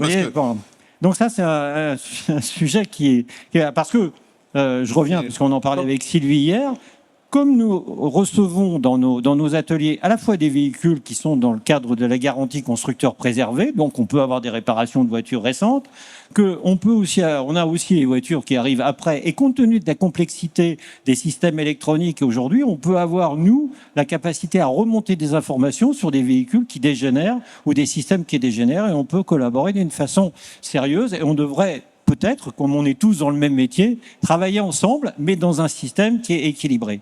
Merci pour ce message. Voilà. Non, je finis. Parce que sinon, alors, il faut faire vite maintenant. Ne lui redonnez pas la parole. Parce désolé, que je n'ai pas fait parler tout le monde. Donc... Attends, je finis sur un truc. Je vais être obligé de te couper la parole. Non, mais je finis pas. Vite. Vite. Pour revenir sur ce que disait Stéphane sur la réparation durable et abordable, je crois que dans ce domaine, on est un peu les Dupont de la profession. C'est-à-dire, ça veut dire quoi? C'est-à-dire quand Stéphane dit on veut une réparation abordable et durable, moi je dirais même plus. Je veux une réparation durable et abordable. Non, moi j'aurais dit abordable et durable. Et abordable et durable. Voilà. Et pendant ce temps, les artisans travaillent. Robert Bassol, président de la FNA. La question, c'est celle effectivement de concilier le libéralisme européen et l'équité, c'est-à-dire que les réparateurs puissent continuer à proposer un entretien pour tout le monde, y compris les possesseurs de véhicules récents et aussi anciens. Et ça, c'est le rôle de ceux qui sont sur le terrain. Robert Bassol. Bonjour, merci à tous. Merci encore à Claude Cham et ses équipes de nous avoir accueillis dans ce magnifique palais hier soir, parce que c'était vraiment extraordinaire. Moi, j'ai écouté un peu attentivement tout ce que le monde nous disait. Sylvie qui nous explique que les constructeurs n'ont pas d'autre solution que de créer avec l'IA, etc., des choses où on aura du mal à y accéder. Ça me dérange un peu, sachant qu'eux-mêmes, les constructeurs, ont fait machine arrière. Avant, c'était tout pour la voiture neuve et le réseau. Et maintenant, ils essaient de gratter le travail dans tous les garagistes indépendants. C'est-à-dire qu'ils rallongent au possible les réparations des véhicules. Avant, ils avaient entre 3 et 5 ans maximum. Maintenant, ils en sont aux véhicules à 7, 8 ans, 10 ans. Chercher les véhicules plus anciens. Oui, ouais, de plus en plus anciens. Donc, ils vont sur les plates-bandes des indépendants, mais nous, on ne peut pas aller sur celles des constructeurs, puisqu'on n'a pas l'accès aux données aussi simple que dit Madame, parce que Madame travaille là-dessus, mais les données sont essentielles pour l'avenir, surtout avec tout ce qui est en train de se passer. Oui. Et ces données, on a du mal à y accéder, et ça, c'est quelque chose de primordial, tout le monde en a parlé. Après, revenir sur Stéphane, qui nous a dit la même chose que peuvent dire les indépendants, puisqu'il en est un. On a besoin d'accéder aux données, certes, mais surtout, vous avez besoin, le public, d'avoir des réparateurs de proximité. Et ça, c'est pas quelque chose de simple. Les grands groupes ont du mal à le faire. Avant, les constructeurs avaient beaucoup d'argent. Ils en ont un réseau qui est en train de disparaître petit à petit. Pour diverses raisons, on ne va pas rentrer dans la politique. Automobile, je parle, parce qu'alors l'autre, n'en parlons même plus. Laissons tomber pour l'instant, s'il vous plaît. Par contre, voilà, moi je pense que la proximité, l'efficience des garages de proximité est vraiment importante. Les gens veulent avoir confiance en quelqu'un, et ils ont confiance dans les garages de proximité. C'est pas un hasard si Stéphane monte tout un réseau à ce sujet.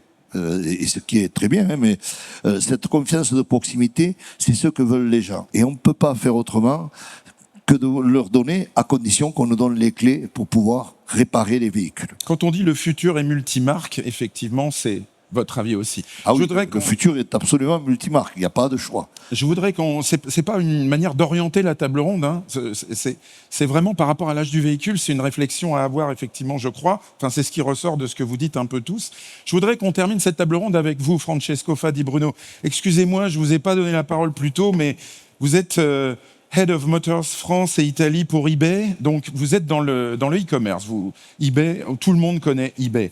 Et ce dernier thème avec vous, c'est le thème du pouvoir d'achat. Et il faut bien dire que votre montée en puissance chez eBay sur les pièces de réemploi, mais aussi sur les pièces neuves et parfois les pièces techniques, interroge quand même un peu tout le monde. C'est-à-dire qu'on voit bien que il y a une demande, que vous répondez à une demande, qui est aussi une demande de professionnels.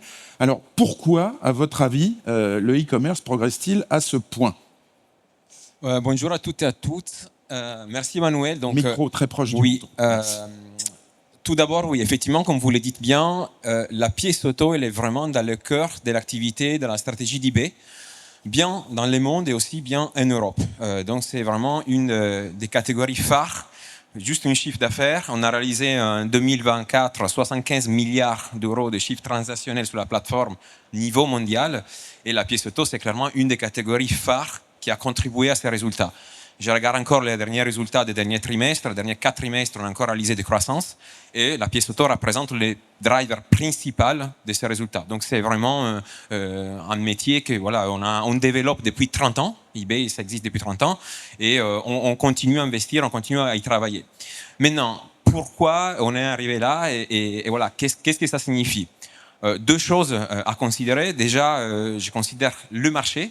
Aujourd'hui, il y a un marché que j'aime bien définir unique. Il n'y a plus de traditionnel e-commerce. Il y a un marché, il y a un client. Quand on dit les murs tombent, hein, c'est ça, vous en êtes aussi. On parlait des murs qui tombent entre IAM, OIM, e-commerce, tout ça. Aujourd'hui, il y a un marché.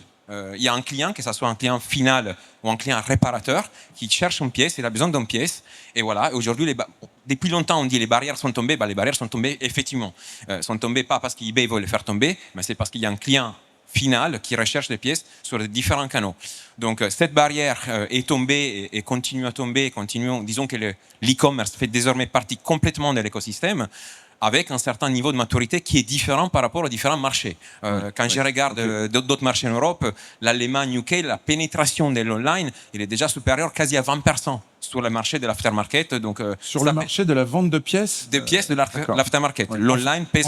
En France, à votre avis? En France, on est entre 10, 12, 13. Quand même. Ça peut varier, mais c'est quand même un marché qui grandit aussi, où les poids de l'e-commerce continue aussi à augmenter. Il y a aussi d'autres marchés. Moi, je suis italien. Les marchés, par exemple, italiens, c'est un marché encore un peu plus traditionnel et les poids de l'online encore un peu mineur, un peu inférieur sous l'aftermarket, inférieur à 10%. Donc, il y a un niveau de maturité qui est différent. Alors, il y a clairement un effet marché. Juste, beaucoup de réparateurs commandent chez eBay de plus en plus. Tout à fait. Vous allez leur donner des conditions de paiement à 30 jours, je crois. Hein. C'est en train de... On donne des conditions de paiement à 30 jours différées. Effectivement, alors, l'histoire de l'e-commerce, moi, ça fait plus que 10 ans que je travaille dans l'e-commerce, pas uniquement chez eBay, mais aussi d'autres acteurs avant. On a vu effectivement une grosse différence dans la demande. Au début de l'histoire un peu de l'e-commerce, on parlait quasi uniquement des clients particuliers PGV, produits grand vente. On regardait à l'e-commerce, ah oui, c'est les balais d'essuie-glace, les ampoules, les batteries, les tapis de sol. Ce sont les produits do-it-yourself faciles à installer. Ça, c'était un peu l'origine de l'e-commerce online, effectivement. C'était tout à fait comme ça. Et maintenant, aujourd'hui, quand on regarde l'évolution de tout ça, on voit qu'il y a une demande qui n'est pas uniquement sur les secteurs B2B, donc B2C, les particuliers. On a de plus en plus de demandes aussi des réparateurs. Des réparateurs qui recherchent des pièces, donc on l'appelle le B2B, et qui recherchent effectivement des gammes, pas uniquement PGV, au contraire, des pièces à forte valeur ajoutée, des pièces techniques, des pièces de carrosserie, et c'est là effectivement qu'on voit une demande qui se développe en Europe, en France et partout dans le monde, sur les canaux aussi des réparateurs. Qu'en pensez-vous, Sylvie Layec, Stéphane Antiglio, et on conclura là-dessus cette table ronde. C'est-à-dire le poids pris par le e-commerce commence à être dense. Est-ce que ça veut dire qu'il y a une partie de votre métier que vous ne faites pas bien ?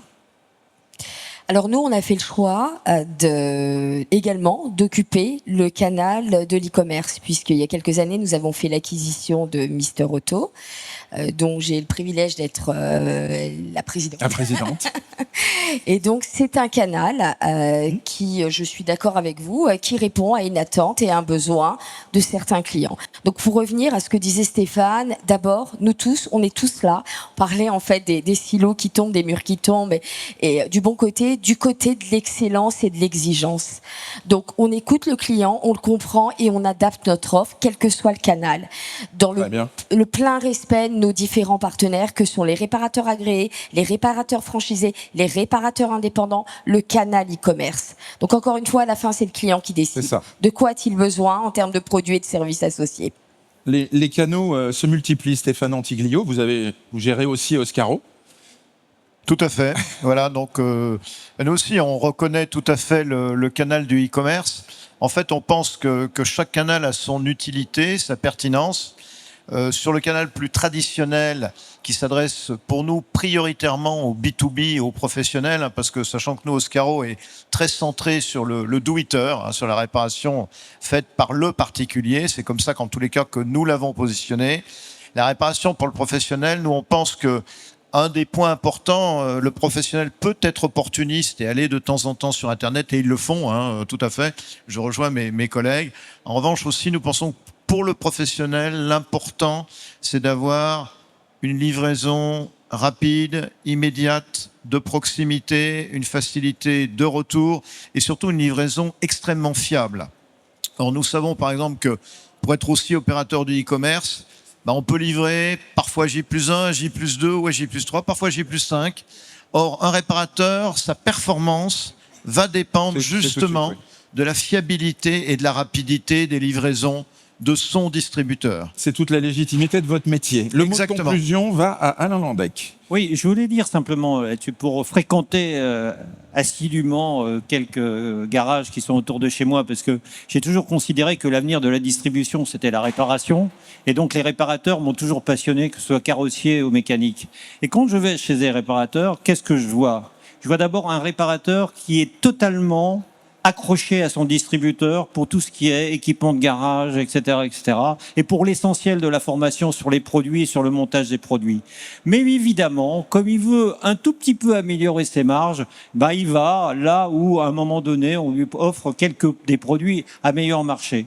Donc, le problème, c'est que les ventes par e-commerce, en fait, profitent du professionnalisme de nos distributeurs sur lequel s'appuient les réparateurs et ils viennent là améliorer la marge. Et si un jour un réparateur n'avait que le e-commerce pour s'approvisionner, il n'y aurait plus de réparateurs. Voilà exactement ce que je pense de l'affaire. Ne vous inquiétez pas, en fait, simplement dire que les réparateurs, on a besoin d'avoir un distributeur proche. Je suis obligé de couper, merci beaucoup, pardon. Alors un mot, Francesco. Juste pour finir par rapport à ça.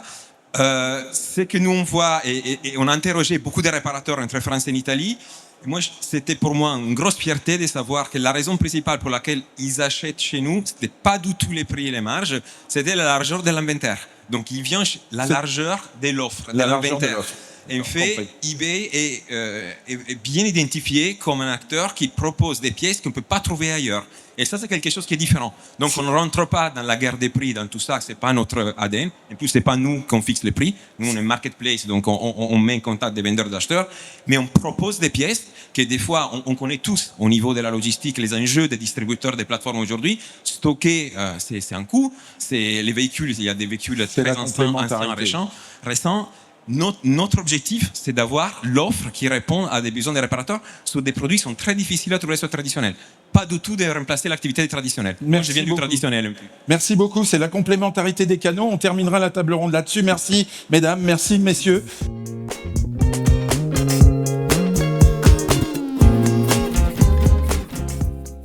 Et nous passons à la troisième, et je demande à Pierre-Henri de Menton de me rejoindre de nouveau. Et nos intervenants, Jean-Philippe Bahuot de Neutral, Peter Bartel, APRA Group, Luc Fournier, Alliance Automotive Group, Jean-Baptiste Labillois, Autodistribution, Catel Plunet, Sustenera. Venez nous rejoindre. Bienvenue à vous, madame, messieurs. Prenez place. Merci d'être là aujourd'hui avec nous. Bonjour Jean-Baptiste. Installez-vous. Et Almudena Benedito va nous rejoindre au pupitre également.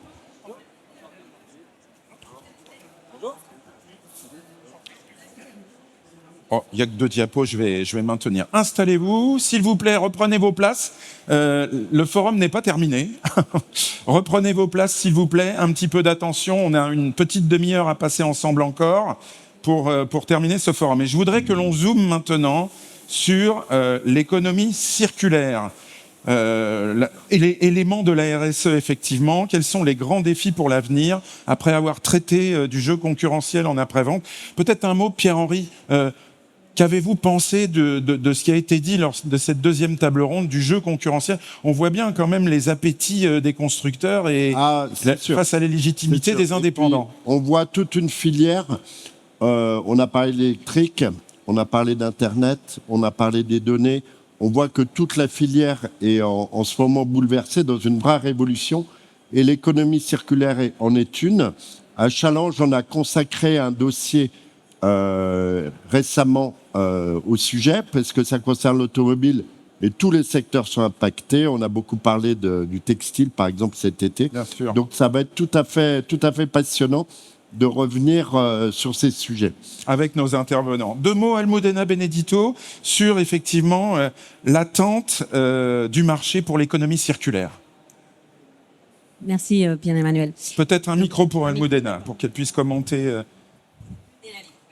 plus simplement les diapos. Alors oui, intéressant sujet. Ça, c'est un petit peu comme les Chinois. Hein, ça fait pas 2 ans qu'on a de l'économie circulaire. En 2016, en France, ça a été quand même le premier pays qui a voté une loi pour les produits remanufacturés, recyclés. En Europe, on attend encore, moi je dirais. Mais ce qui est clair, c'est qu'aujourd'hui, il y a une appétence côté conducteur pour ce type de produit. Quand vous posez la question à un conducteur, est-ce que vous êtes intéressé par un produit issu de l'économie circulaire? 7 conducteurs sur 10 répondent oui. Donc oui, il y a une demande. Mais qu'en est-il du côté des réparateurs? Du côté des réparateurs, pareil, dans les 5 pays européens que vous voyez, France, Allemagne, Italie, Espagne et UK, il y a vraiment une demande de leur part par rapport aux distributeurs de trouver des produits remanufacturés. 51% en moyenne, donc 1 sur 2, ce qui n'est pas négligeable. Donc il est clair qu'aujourd'hui, avoir ce type de produit dans l'offre est important. C'est bien le choix du réparateur, hein, ça, c'est les Tout questions à fait, posées ça aux c'est les réparateurs. Il y a bien une demande côté conducteur et le réparateur lui aussi, est-ce que il le demande. Il y a aussi une demande, 22% des réparateurs souhaitent un support dans la gestion des consignes des pièces usagées. Et 21% souhaitent aussi trouver des pièces recyclées. Hein. Donc on distingue bien le remanufacturé, donc vraiment tous les processus industriels, le recyclé et les pièces qu'on dirait vertes. Donc, face à cette appétence, aujourd'hui, pourquoi il y a cette appétence? Eh ben, il y a clairement le facteur de vieillissement du parc. Aujourd'hui, le conducteur va aller chercher des pièces, je dirais pas plus économiques, avec un meilleur rapport qualité-prix et qui est une garantie. Aujourd'hui, si vous offrez pas de garantie sur ce type de pièces, le consommateur les achète pas. Donc, c'est très important d'avoir des garanties. Et vous voyez l'offre qui se développe dans le marché, les équipementiers, même des fabricants de pneus, hein, on n'aurait pas imaginé qu'un pneu, je dis bien un pneu d'un véhicule léger, hein, non pas un pneu d'un camion, parce que là, les camions, on sait qu'on peut les recycler, ils sont produits pour, 2-3 fois, mais c'est incroyable comment aussi une offre sur un produit dit de sécurité se développe au niveau du recyclé. Évidemment, vous avez Sustainera avec Stellantis, et Black to Car, Bosch, qui est depuis longtemps, ou d'autres équipementiers, Michelin, Valeo. Et donc, l'offre, elle est là. Aujourd'hui, ça fait des années qu'elle se développe. Je crois qu'Emmanuel, tu voulais me poser la question sur le poids des produits. C'est pas ça? Il y a effectivement en Europe l'idée de savoir comment est-ce qu'on peut mesurer le poids de l'économie circulaire, de la PIEC, c'est-à-dire de la pièce de réemploi et du remanufacturing. Donc aujourd'hui, elle représente en moyenne sur ces 5 pays 9% sur 100 pièces que le distributeur achète, 9 de ces pièces sont issues de l'économie circulaire. Pour vous donner un ordre d'idée, la MDD représente environ 12%. Tout produit confondu, le freinage, elle peut arriver jusqu'à 40%. Donc oui, aujourd'hui, ça prend quand même un petit peu de poids. Ouais. Ça monte en Europe. Oui. Merci Almudena, merci beaucoup. Merci. Alors je voudrais qu'on parle tout d'abord des stratégies des constructeurs, puisque la pièce de réemploi et le remanufacturing intéressent aujourd'hui tout le monde sur le marché après-vente. Renault a fait figure de pionnier en investissant dans Indra, qui fédère 350 centres VHU de toute taille en France. Jean-Philippe Bayot, vous êtes le patron de Neutral. On disait The Future is Neutral. Vous êtes venu présenter en 2022 sur Equipoto justement le lancement de cette entité. Mais Neutral est ouvert aujourd'hui à des partenariats multiples. Donc c'est une entité qui n'est pas spécifique au groupe Renault, mais qui est bien ouverte. Quelle est la stratégie de Neutral en 2025 ? Alors merci de me donner la parole pour en parler, parce que là on est vraiment dans le monde du recyclage automobile. Quelques mots de Neutral pour déjà planter un petit peu le décor. Donc effectivement, Neutral a un métier qui est un métier de recyclage automobile et que le recyclage automobile. Le concept est très très simple. On va aller collecter des véhicules en fin de vie. On va aller les démanteler dans un réseau, alors qui en France est un des plus gros réseaux avec 350 centres VHU pour démonter ces véhicules. Et puis les pièces et la matière qui en résulte va être revalorisée ou réutilisée ou recyclée, mais avec l'objectif de le réintégrer dans l'automobile. Donc là, c'est la notion de boucle fermée, c'est ce qu'on appelle de l'auto à l'auto, from car to car en anglais, c'est la vraie mission de The Future is Neutral. On fait ça pourquoi ? Parce qu'il y a un besoin des constructeurs et de l'industrie automobile au sens large, et ce besoin, il peut se décliner en 3 grands chantiers. Le premier, c'est un besoin de compétitivité. On ne le répétera jamais assez, mais l'industrie automobile, particulièrement en Europe, a besoin de travailler à corps sa compétitivité. Et nous, aujourd'hui, chez Neutral, notre focus numéro 1, c'est la compétitivité des offres d'économie circulaire. Le deuxième besoin, c'est la souveraineté. On le voit tous les jours en regardant les journaux. Il y a beaucoup de produits qui sont issus de plaques géographiques un petit peu lointaines de l'Europe, qui viennent par exemple de la Chine. Et donc la souveraineté quant à la production et à l'innovation dans le monde automobile est absolument clé. Il se trouve qu'on a des matières chez nous, il faut pouvoir les utiliser. Notamment récupérer les métaux précieux des batteries. Exactement. Par exemple, avec Gaia. Exactement. Et le troisième enjeu, c'est l'enjeu environnemental, puisque si on arrive à faire des boucles fermées localement, eh bien, on a des gains très significatifs de matière, d'énergie, d'eau, d'électricité, etc. Alors, quid de la stratégie des pièces de réemploi dans tout ça ? Alors, en 2025... au sein de Neutral, on a démonté à peu près 400 000 voitures, c'est à peu près 35% de part de marché, et c'est réalisé avec Indra. Les pièces de remanufacturing ont été démontées à hauteur de 350 000 unités, donc c'est quand même 350 000 moteurs, boîtes de vitesse, turbo, etc. Et ça a été fait à flin avec The Remakers. Et puis les pièces issues de l'économie circulaire, eh bien, on en a mis à peu près 8 millions sur étagère avec Opisto. Notre stratégie en 2025, elle est très très simple. Ça a été de continuer l'acquisition de centres véhicules hors d'usage pour accompagner la transformation du métier. Deuxièmement, une croissance en s'ouvrant davantage à d'autres constructeurs que Renault, et on s'est porté système individuel pour gérer des VHU à peu près avec 15 marques. Et puis enfin, démocratiser cette pratique de compétitivité, et là on parle d'excellence opérationnelle dans l'ensemble de nos activités. Pierre. Moi je voulais juste vous demander, dans les voitures, il y a pas mal de cochonneries, il y a du plastique notamment, il y a des batteries aussi dans les véhicules électriques. Je voulais savoir, il y a des objectifs qui ont été fixés dans le cadre des grandes politiques dans la loi française et à Bruxelles, notamment cet objectif de 25% donc de réemploi du plastique dans les voitures. Est-ce que ça vous paraît réaliste et quelles sont vos ambitions là-dessus? Et peut-être un mot sur les batteries où il y a un objectif, là je crois, à plus long terme de 70% des composants réutilisés, qui me paraît personnellement un peu délirant, quoi. Commençons par les plastiques et après on parle des batteries. Donc les plastiques, vous avez mentionné qu'il y a un objectif de réintroduction de 25% de plastique recyclé dans des voitures neuves, mais dans ces 25%, il y a encore un quart de ces 25% qui doivent venir eux-mêmes des VHU. Donc l'enjeu de cette réglementation, c'est d'arriver déjà à trouver le sourcing de plastique qui se retrouve alors peut-être dans les pare-chocs des véhicules hors d'usage qui sont aujourd'hui dans les casses automobiles. Et donc on a un premier enjeu qui est un enjeu de sourcing, de collecte, d'accord ? Et le deuxième enjeu, ça va être l'enjeu économique, puisque la véritable complexité de ce sujet, c'est d'arriver à faire des matières recyclées, notamment de plastique, qui soient plus compétitives que les premières solutions alternatives que les acheteurs des constructeurs automobiles vont avoir sous la main. Et notamment, les acheteurs, ils vont se tourner vers l'Asie. Donc la compétitivité, elle passe par ça. C'est d'abord massifier les flux, ensuite vérifier que chacune des opérations est juste au trait, et regarder si, in fine, l'équation économique peut matcher avec celle de nos concurrents asiatiques. Pour répondre sur les batteries, alors depuis le 18 août 2025, notamment en France, les constructeurs automobiles ont l'obligation d'aller collecter et de traiter les batteries de véhicules électriques en fin de vie, et ce, sans surcoût pour le dernier détenteur. Donc comment ça se met en place? Chez Neutral, on s'est porté volontaire pour être opérateur d'un système individuel capable de collecter des batteries là où elles se trouvent, dans les centres VHU ou dans le réseau automobile, de manière à les collecter, massifier ces flux, et surtout trouver des solutions qui permettent de broyer les batteries et de raffiner ces batteries pour en faire du cobalt grade automobile, du nickel grade automobile, parce que c'est le seul moyen d'être compétitif sur ce sujet. Donc on a trouvé des solutions. Maintenant, le vrai enjeu, il est multiple. Pour les centres VHU, ça va être de se transformer pour gérer des batteries qui vont arriver de plus en plus dans les centres. Donc ça, ce sont des questions de sécurité et de conformité avec la réglementation.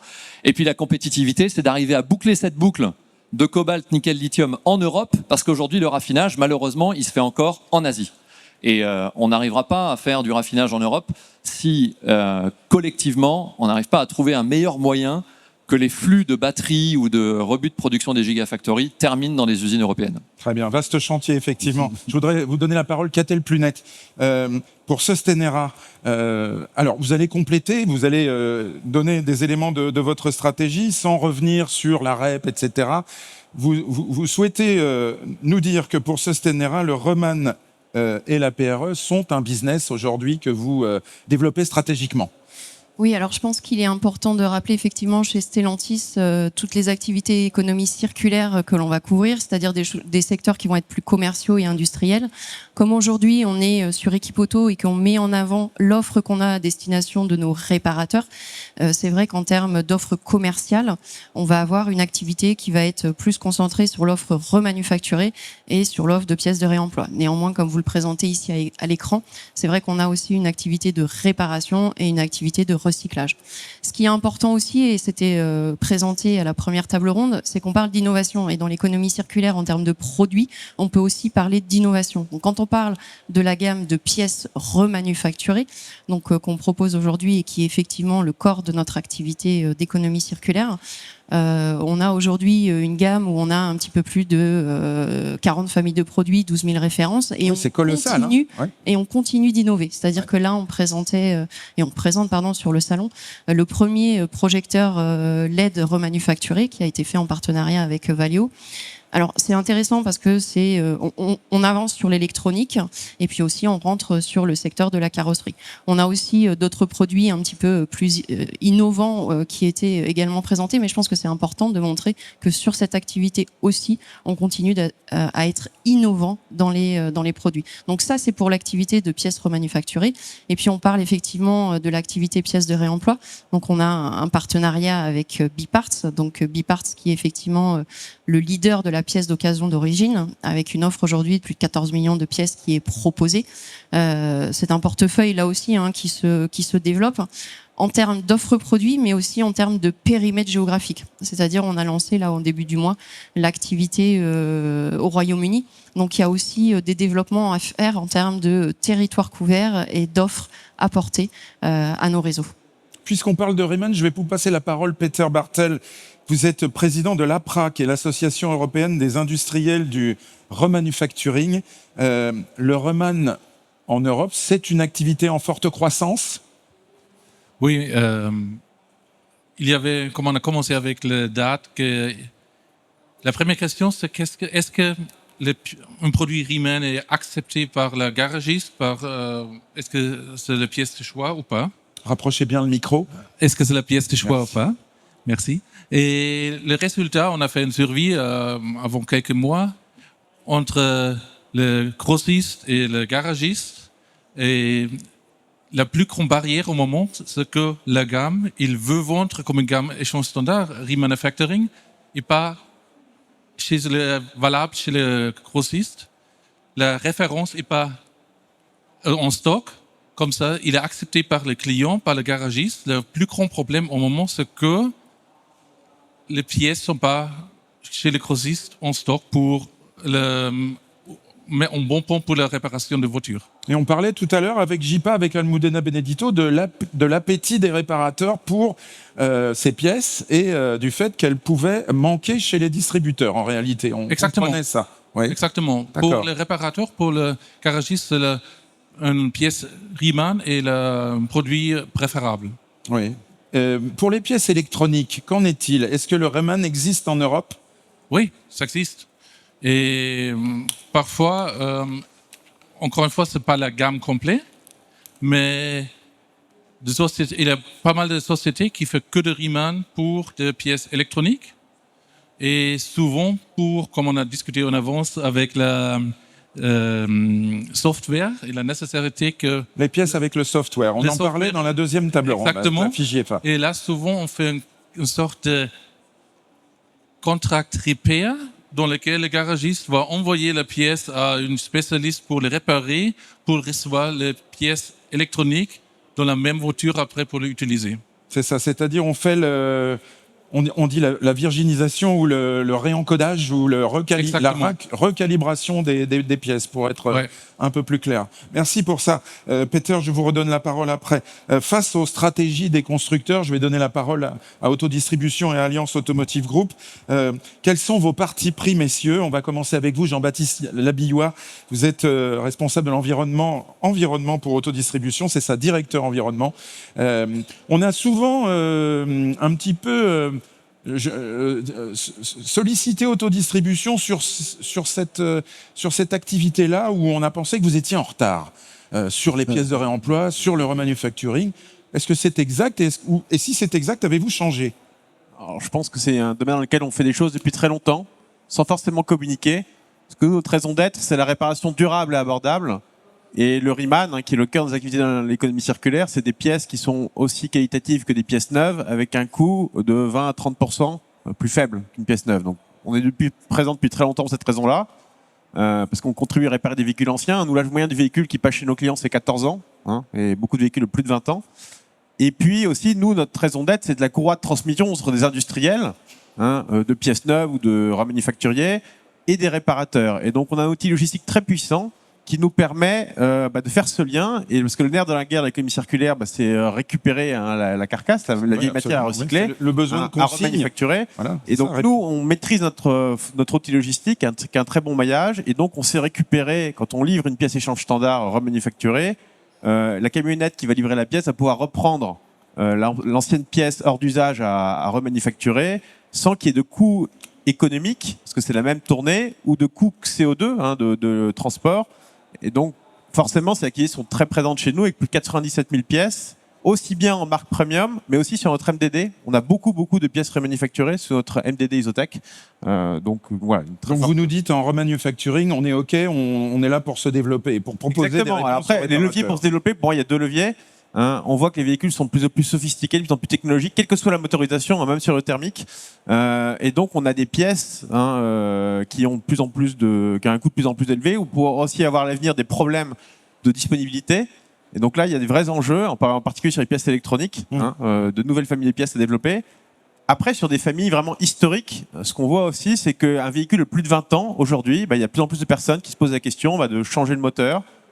Pour un moteur manufacturé, les boîtes de vitesse, peut-être qu'avant il serait parti à la casse, mais maintenant il va être réparé. Et mes camarades constructeurs ont souvent des ateliers de remanufacturing de moteurs et de boîtes, auxquels moi je n'ai pas toujours accès. Donc peut-être aussi qu'il y a un levier, on parlait tout à l'heure de faire tomber les murs, aussi. Alors, pour nous, qu'est-ce que ça veut dire leur apporter des volumes supplémentaires, parce qu'aujourd'hui un véhicule Renault ou Peugeot de plus de 20 ans, il va être majoritairement réparé dans un garage indépendant qui sera servi par autodistribution. Qu'est-ce que vous voulez dire par vous pourriez devenir client des constructeurs? Exactement, on pourrait être client, distribuer leurs pièces remanufacturées, boîtes de vitesse, moteurs, et les nourrir aussi des moteurs et boîtes hors d'usage à remanufacturer. Les murs tombent définitivement. Luc Fournier, directeur de Back2Car, Alliance Automotive Group, a été précurseur sur la PIEC, la pièce issue de l'économie circulaire. Stratégie d'intégration, vous avez racheté des centres VHU, vous avez créé, pas vous tout seul, bien sûr, mais vous avez eu l'idée de créer la marque Back2Car. Alors, expliquez-nous un petit peu. C'est pour ça que je disais qu'Autodistribution était un peu en retard. C'était par rapport à vous, qui étiez pionnier au départ. Voilà. Alors, puisqu'on parle beaucoup de murs depuis ce matin, nous, on les a construits, les murs. Effectivement. Donc, non, après il faut les faire tomber. Alors nous, ce qui nous a guidés, c'est assez simple. Moi, je suis arrivé au tout début de l'aventure. Je suis adossé à un groupe concurrent et confrère de l'autodistribution qui vend de la pièce détachée automobile aux principaux réparateurs qui sont clients de nos 1200 magasins en France. Il y a une nouvelle donne, un nouveau décret de loi qui globalement oblige les réparateurs à avoir une solution de rechange à la pièce neuve en pièce de réemploi. Donc la question était assez simple, c'est qu'est-ce qu'on fait par rapport à cette nouvelle donne, par rapport à nos clients réparateurs? On a décidé d'y aller et nous y sommes allés par la grande porte en intégrant des centres de recyclage. Donc effectivement, mon métier est de gérer aujourd'hui des centres de recyclage qui proposent une solution globale à l'ensemble de nos distributeurs, mais au-delà de nos distributeurs également, de pièces issues de l'économie circulaire avec la création d'une marque qui est Back2Car. Alors pourquoi cette marque? Tout simplement parce que nous sommes des distributeurs de marques. Nous commercialisons du Bosch, du Facom, du Shell, etc. et tout. Il fallait absolument qu'on apporte une solution simple, easy to deal à nos réparateurs avec une offre structurée. De certifier la qualité des pièces de Merci de cette réponse, effectivement. Pierre, moi, j'avais une question d'automobiliste lambda. 2 questions, en fait. 1, est-ce que, vis-à-vis du client final, quel est le degré de transparence qu'on a? Chez vous, on est certain. Et est-ce que, par exemple, dans les pharmacies, on sait qu'il y a eu une réticence pendant très longtemps pour les génériques? Les gens préféraient avoir de la marque. Est-ce qu'on a le même phénomène dans votre business? Et le deuxième, c'est est-ce que quand j'ai une pièce détachée comme ça, je suis vraiment sûr, est-ce que j'ai un certificat aussi bien qu'une neuve? Alors, c'est 2 excellentes questions qui n'étaient pas prévues, mais elles sont excellentes. La première, effectivement, donc j'ai démarré moi, par le réemploi, donc Back2Car réemploi, pièces d'occasion. Ce sont des pièces d'occasion qu'on extrait des véhicules hors d'usage et qu'on remet sur le marché en les nettoyant, en les référençant, de manière à faciliter le parcours du client. Et puis, assez rapidement, nous avons observé qu'on avait quand même pas mal de ventes manquées, parce que par définition, on est sur un marché de pénurie, il y a peu de voitures qui rentrent dans des centres de recyclage par rapport au parc roulant. Et donc, on s'est dit, c'est dommage. Comme on a monté un peu la qualité, on avait beaucoup de rebut dans nos usines. Et on s'est dit, c'est quand même dommage de les jeter. On pourrait peut-être les réutiliser. Et de ce fait, on a créé Back2Car Reman. Et on a démarré par des moteurs et des boîtes de vitesse. On est suivi c'est la partie bleue sur la chemise. Back2Car bleu, c'est Reman. Voilà. Et pourquoi on a fait ça? Tout simplement pour répondre à une demande forte de pièces issues de l'économie circulaire. Partant des ventes manquées, on a créé ce Back2Car Reman. Et assez rapidement, les réparateurs nous ont dit, mais c'est quoi la différence avec l'occasion, le réemploi, l'échange standard, la rénovation, la réparation? c'était très confus. Qu'est-ce qu'on a fait? Tout simplement, nous sommes retournés voir des garagistes, nous avons discuté avec eux, nous leur avons demandé, mais pour vous, c'est quoi la définition? Et pour simplifier le parcours, nous, c'est assez simple, on a créé 2 identités, le vert et le bleu. Le vert, c'est la pièce d'occasion, la pièce de réemploi, et le bleu, c'est du Riemann. Et on explique aux consommateurs ce qu'il en est.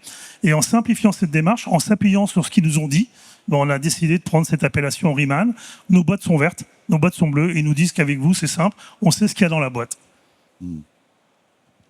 Oui, moi je voudrais juste ajouter un mot sur le remanufacturing, parce qu'en fait c'est quelque chose qui est vraiment passionnant, le Riemann. On s'en rend pas compte, et je pense que j'invite toute l'audience là à s'imaginer virtuellement arriver dans une usine de remanufacturing de moteurs tel qu'on le fait avec The Remakers. C'est magique, c'est-à-dire que chaque moteur qui sort de The Remakers, c'est un moteur qui a été testé sur un banc et de manière unitaire. C'est-à-dire chaque moteur qui sort de la ligne de production est testé, donc c'est une qualité garantie encore mieux que le neuf. La pièce est garantie comme neuve.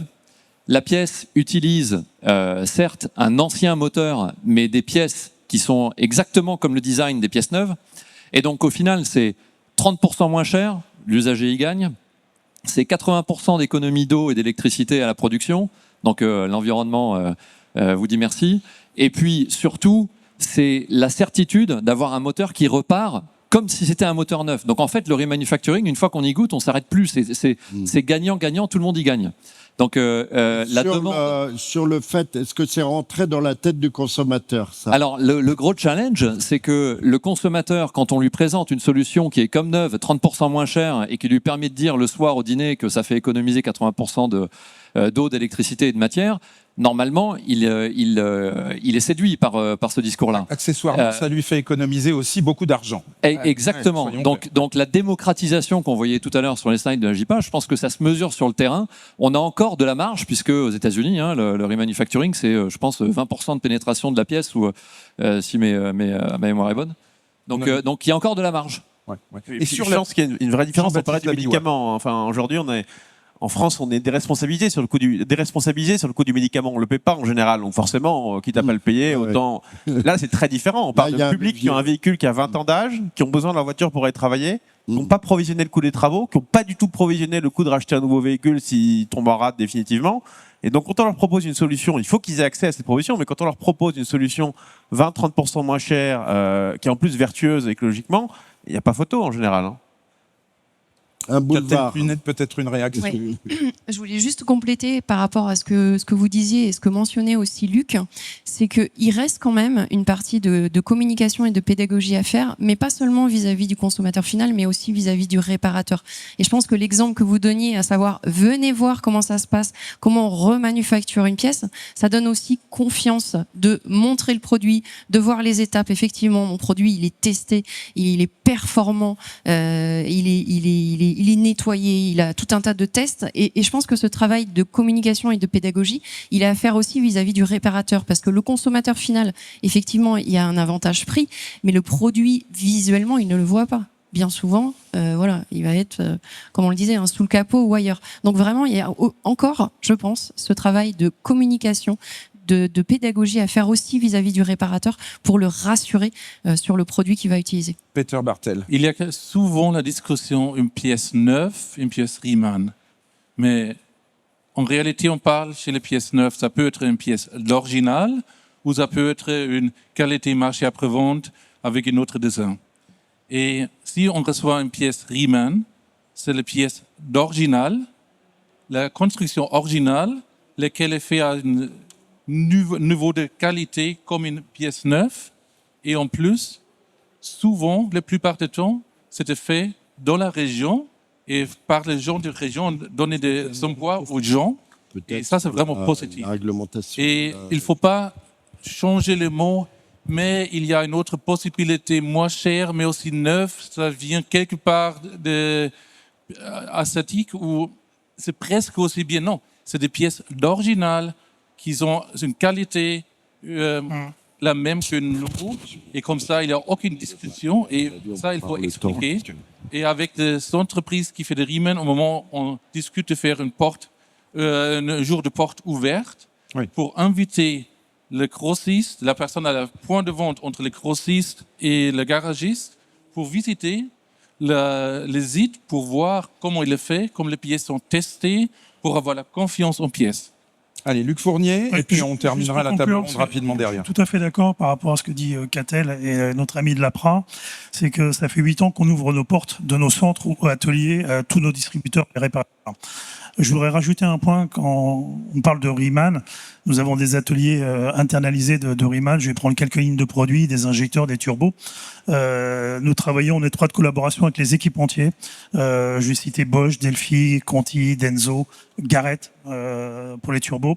L'ensemble de ces équipementiers nous confient la tâche de remanufacturer comme à l'origine. Nous sommes audités chaque année par ces grands équipementiers. Nous avons bien évidemment tous leurs bancs d'essai, tous leurs labos, leurs méthodes.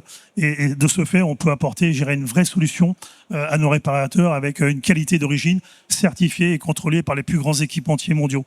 C'est ce qu'on fait dans nos ateliers aujourd'hui. Et je rajouterai juste un point par rapport au Riemann, c'est que c'est fabriqué en France en fait. Ça crée de l'emploi en France. Oui, c'est ça, c'est localisé, bien entendu, voilà, en France ou dans l'Union européenne. Merci beaucoup, madame, merci, messieurs, pour vos avis sur cette économie circulaire. On a beaucoup parlé de Riemann, on a moins parlé de pièces de réemploi. On arrive au terme de notre timing, donc encore une fois, merci, on peut applaudir nos intervenants. Et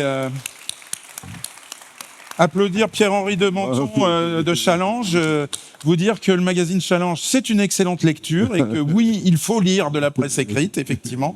Je voudrais terminer sur un mot et je voudrais dédier cette dernière table ronde. Vous savez, dans le monde du remanufacturing, c'est un petit monde.